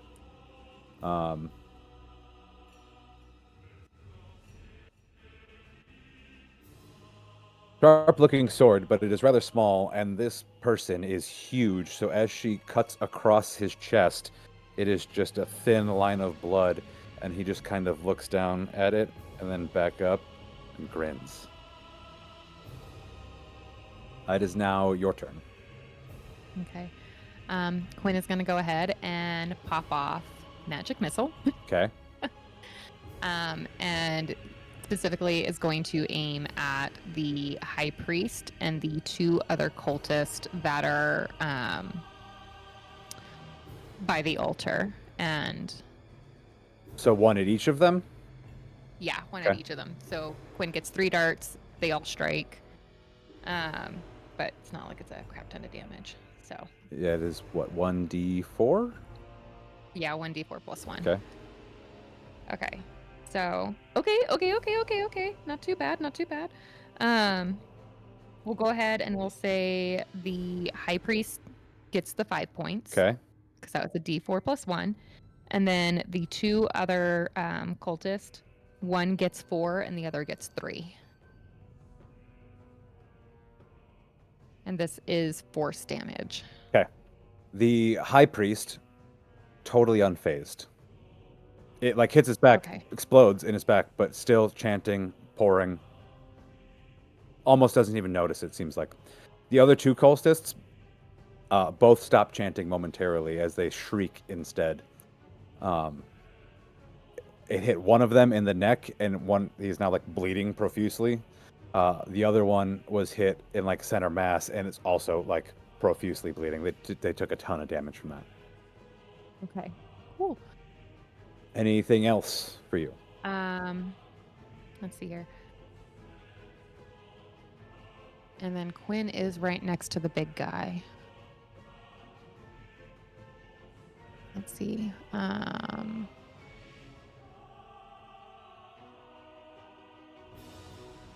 don't really have a bonus action to disengage, but they are going to go ahead and try to move away from the big guy since they're right next to them and move a little closer to the altar this time. Probably move about the movement speed 30 feet. So they're going to try to move about 15 feet away from the bigger guy and a little bit closer toward the altar. Okay. They are going to make an opportunity attack against you. Yep. Which will be a 23 versus your armor class. Ooh, yeah, that'll definitely hit. Okay.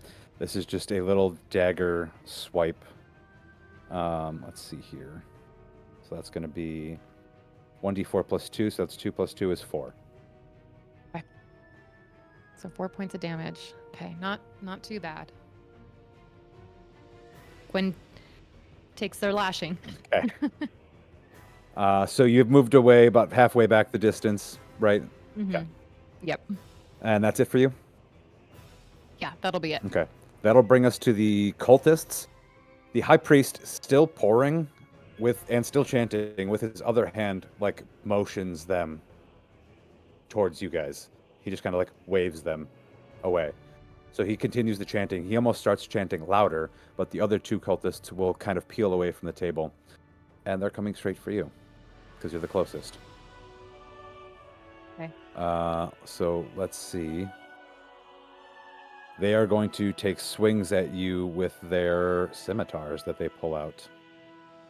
Oops, that went way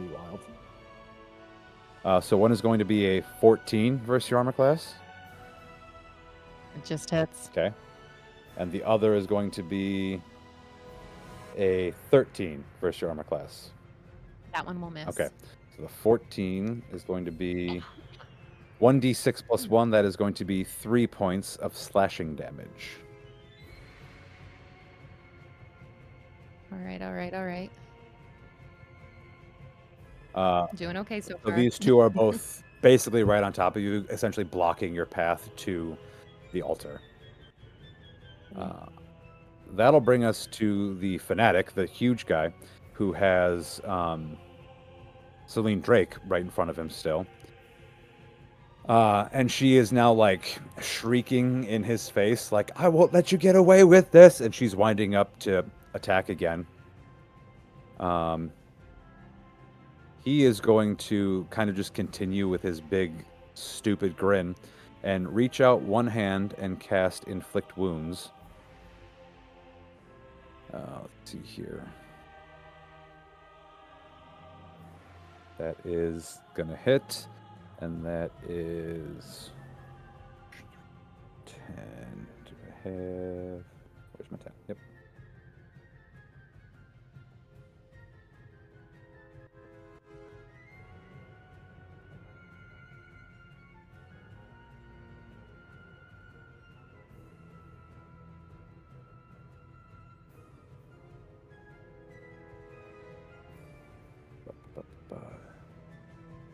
Okay.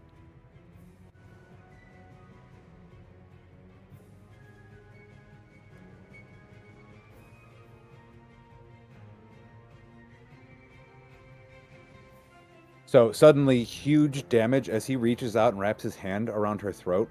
And you probably, Quinn can't see this, but black tendrils begin to kind of like creep out of his hand and into her flesh. And you can just see the color begin to drain out of her skin. And he doesn't even need to like choke her for her to suddenly start like gasping for air. Her eyes start to go cloudy. And then he just lets go.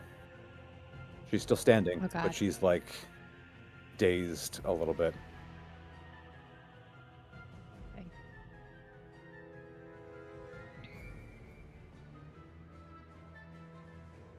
That will be it for him. That will bring us to the High Priest's turn.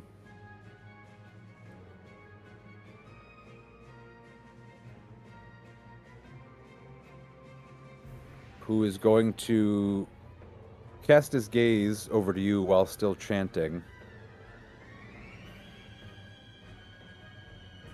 And with his free hand, perform this weird kind of arcane pass. I need you to make a charisma saving throw. Okay.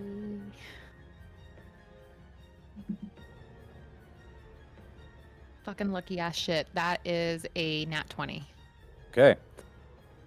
Let's do. So 22. You feel this like flash, almost like a camera goes off like directly in your face, right? Something attempting to stun you essentially, but it fades like that. You just overcome it. One's gonna take a deep breath and recalibrate themselves and look up at the high priest and kind of like narrow their eyes. They now have this focus that they know what their goal is. That'll bring us back to Miss Drake's turn. She's going to take another slash at the fanatic in front of her as she is still standing and still has her sword in hand, which will be another hit. So she's going to roll damage. It's not a ton, but it is some. And he is still just kind of looking amused, though a little bit bloodied. And they're both now just kind of both laughing blood back at each other's faces. This is like a gruesome kind of fight, but that's going to bring us back to you. All right. So Quinn is going to go ahead. They are going to... All right. I want to use Magic Missile again. Okay. But this time they are going to aim the 2 missiles at the 2 cultists that are on top of them. And they're going to aim one at the water jug. Okay. So they're going to try to knock the water jug or break the water jug. Okay. So that's the goal. Is it doable? Yeah, roll damage for the first 2 cultists first, please. Okay, cool. Okay, cool. Nice. I like it. 5 and 4. Okay. The one with the throat wound is dead. The one with the Okay. chest wound is very nearly dead. So one of them drops down at your feet. The other one, he's like bending over now, and he's like trying to pick his friend up while holding onto his side at the same time. Mhm. He's been like kind of blown sideways, and you can see he's like crushing or like clutching what feels like probably shattered ribs or something. You hear him wheezing a little bit in front of you. Roll for the jug. 4. Okay. Now I'm going to roll a Constitution saving throw for the High Priest to see if he holds on to the jug. Because 4 damage on its own won't be enough to destroy the jug, but it might be enough to make him drop it. Okay.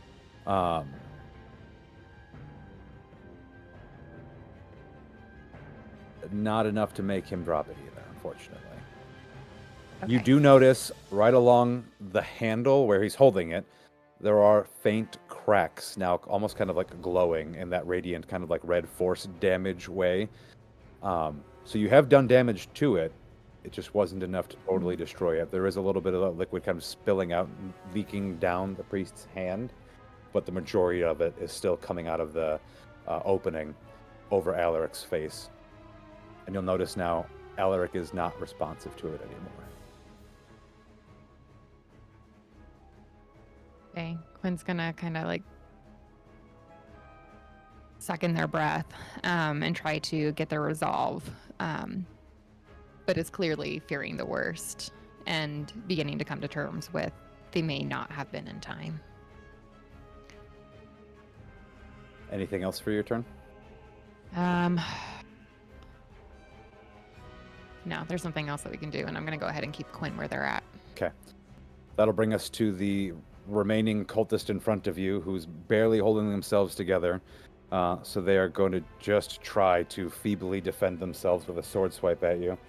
A well-aimed sword swipe, I hate to say. That is a 21 versus your armor class. Oh, yeah. And that'll be 2 points slashing damage. Okay.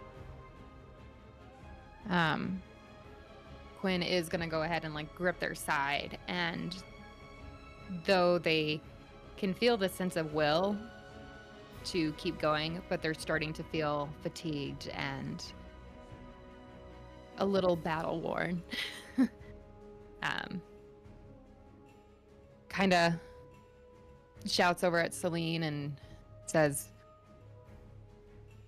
"We don't have much time."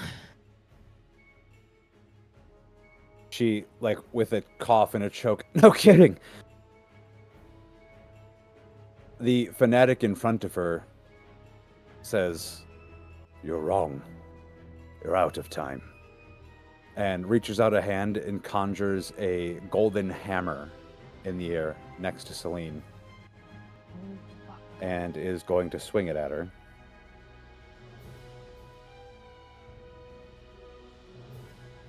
With a nat 20. Oh, shit. So that's going to be 1d8 doubled spellcasting ability modifier. Okay.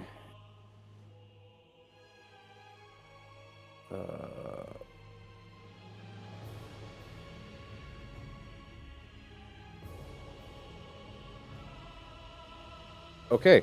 That is 19 points of damage with a spiritual weapon strike. As the spiritual hammer connects with the side of Celine's head, she drops to the ground behind you. Right in front of him at his feet. And he takes a step over her body, towards you. and starts to close the distance between you. Okay. That'll bring us to the High Priest, who will finally end his chanting in deep speech and switch to common, where he just starts to say, "Arise. Arise, dreamer. Arise."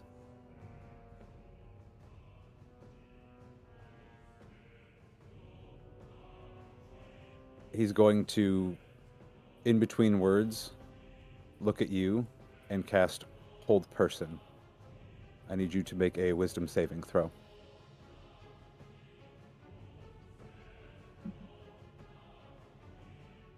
That'd be a 9.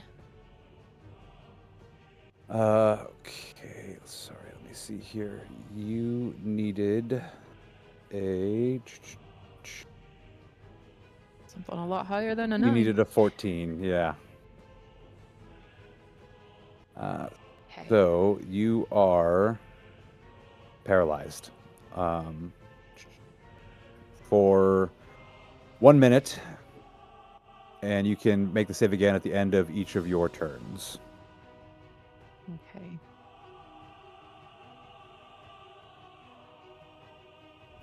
Let's see. So that's going to actually end the High Priest's turn. That'll bring us to Celine's turn. I will make a death saving throw for Celine.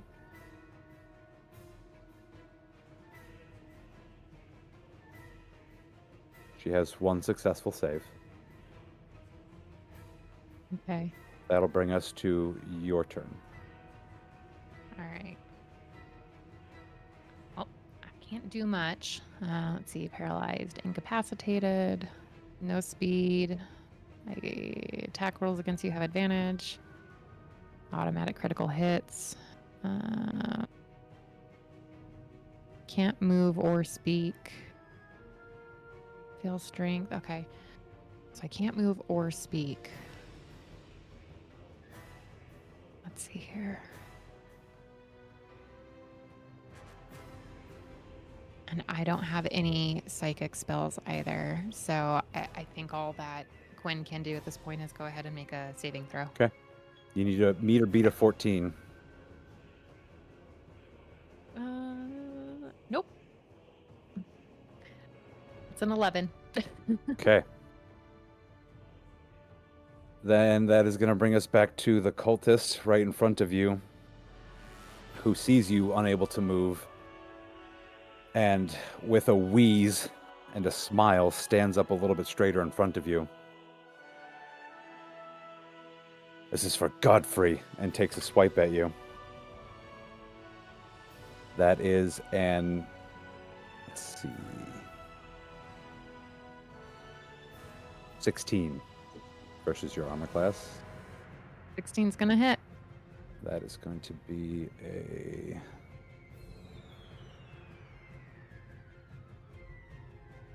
5 slashing damage. Okay. And they're within 5 feet of me, right? Correct. And did you double that? Because it's an automatic critical hit I did. when I have the paralyzed condition. Then it's 9 slashing damage. And Quinn is dropped. You are ran through with the sword. Through the gut. You fall to your knees and it's still in you. You feel a hand on your shoulder as it is suddenly violently pulled out of you. And then a foot is placed on your chest and you're kicked to the floor. You fall over sideways. You kind of roll over and look back and see Celine Drake dead on the floor behind you. And as you kind of lean forward again, feet are just walking back towards the altar. And as your vision starts to kind of close in and everything starts to go to black, you see the shroud on Alaric's face falls off, and what looks like his lifeless body sits upright. And then your vision fades to black.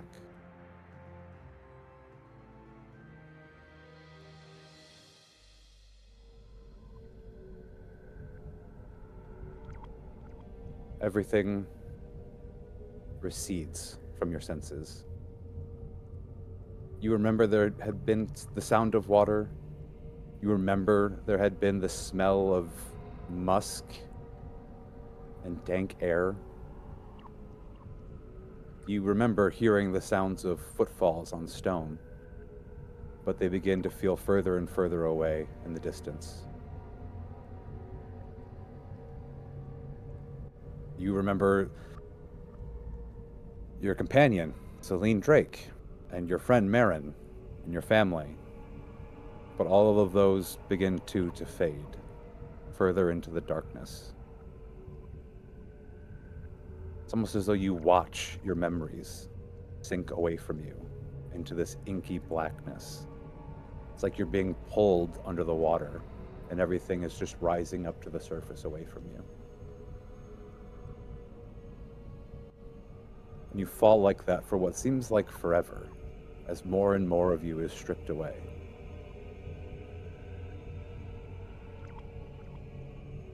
And when you think there's nothing left, and nothing that could possibly be at the bottom of this abyss,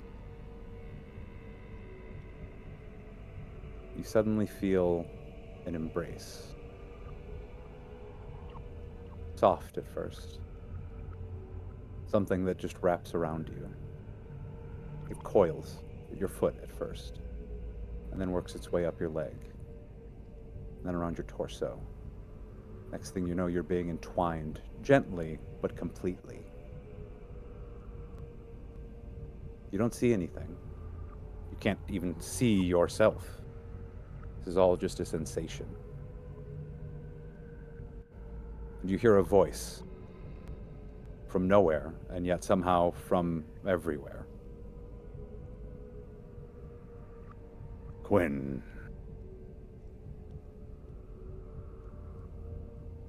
This is not your time.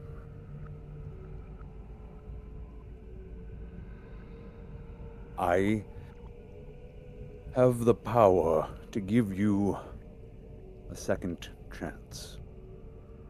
A better chance.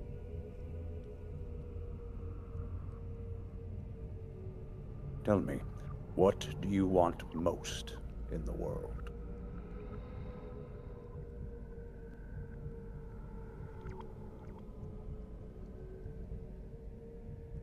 In this nothingness, Quinn starts to explore their thoughts that they had pushed away.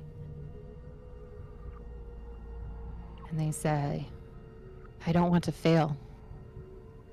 I want that power again.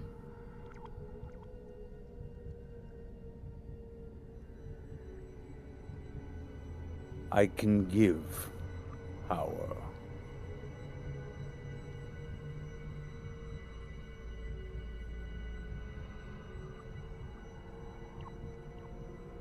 Will I be able to succeed? Will I be able to bring it back? Bring magic back. Yes. That's the only power that's worth striving for. You feel the embrace get a little warmer. Yes. Magic is power. You can succeed, and I can help you. You have only but to help me in return. We share a common goal.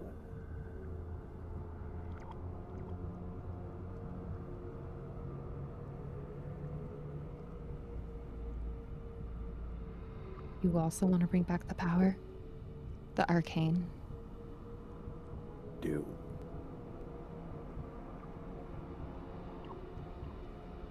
What do we need to do this? A pact must be formed.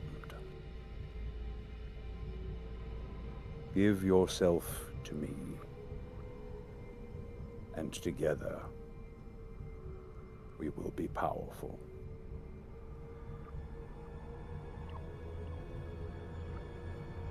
Okay. I'm yours.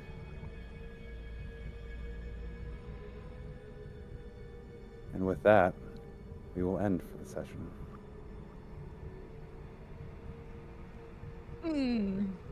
I have chills. Yeah, me too. Ooh. That was intense. That was good. The shift when Quinn fell, immediately chills. Yeah, that was real tense. Mm. We went from real serious or real fun to real serious. Shit got real quick. Yeah, but that was great. Wow, yeah, I loved it. Glad we're recording this because I think that was perfect. Yeah, me too. If anybody's Ooh. watching this in the near future, I've been Nick Kennedy, and you've been Someone else. My name's Jana Harrison. Thank you guys for joining us on this adventure. There will be more to come from Table for Two while we explore Quinn's journey into strange and arcane occult occurrences. So we'll see you all Next time.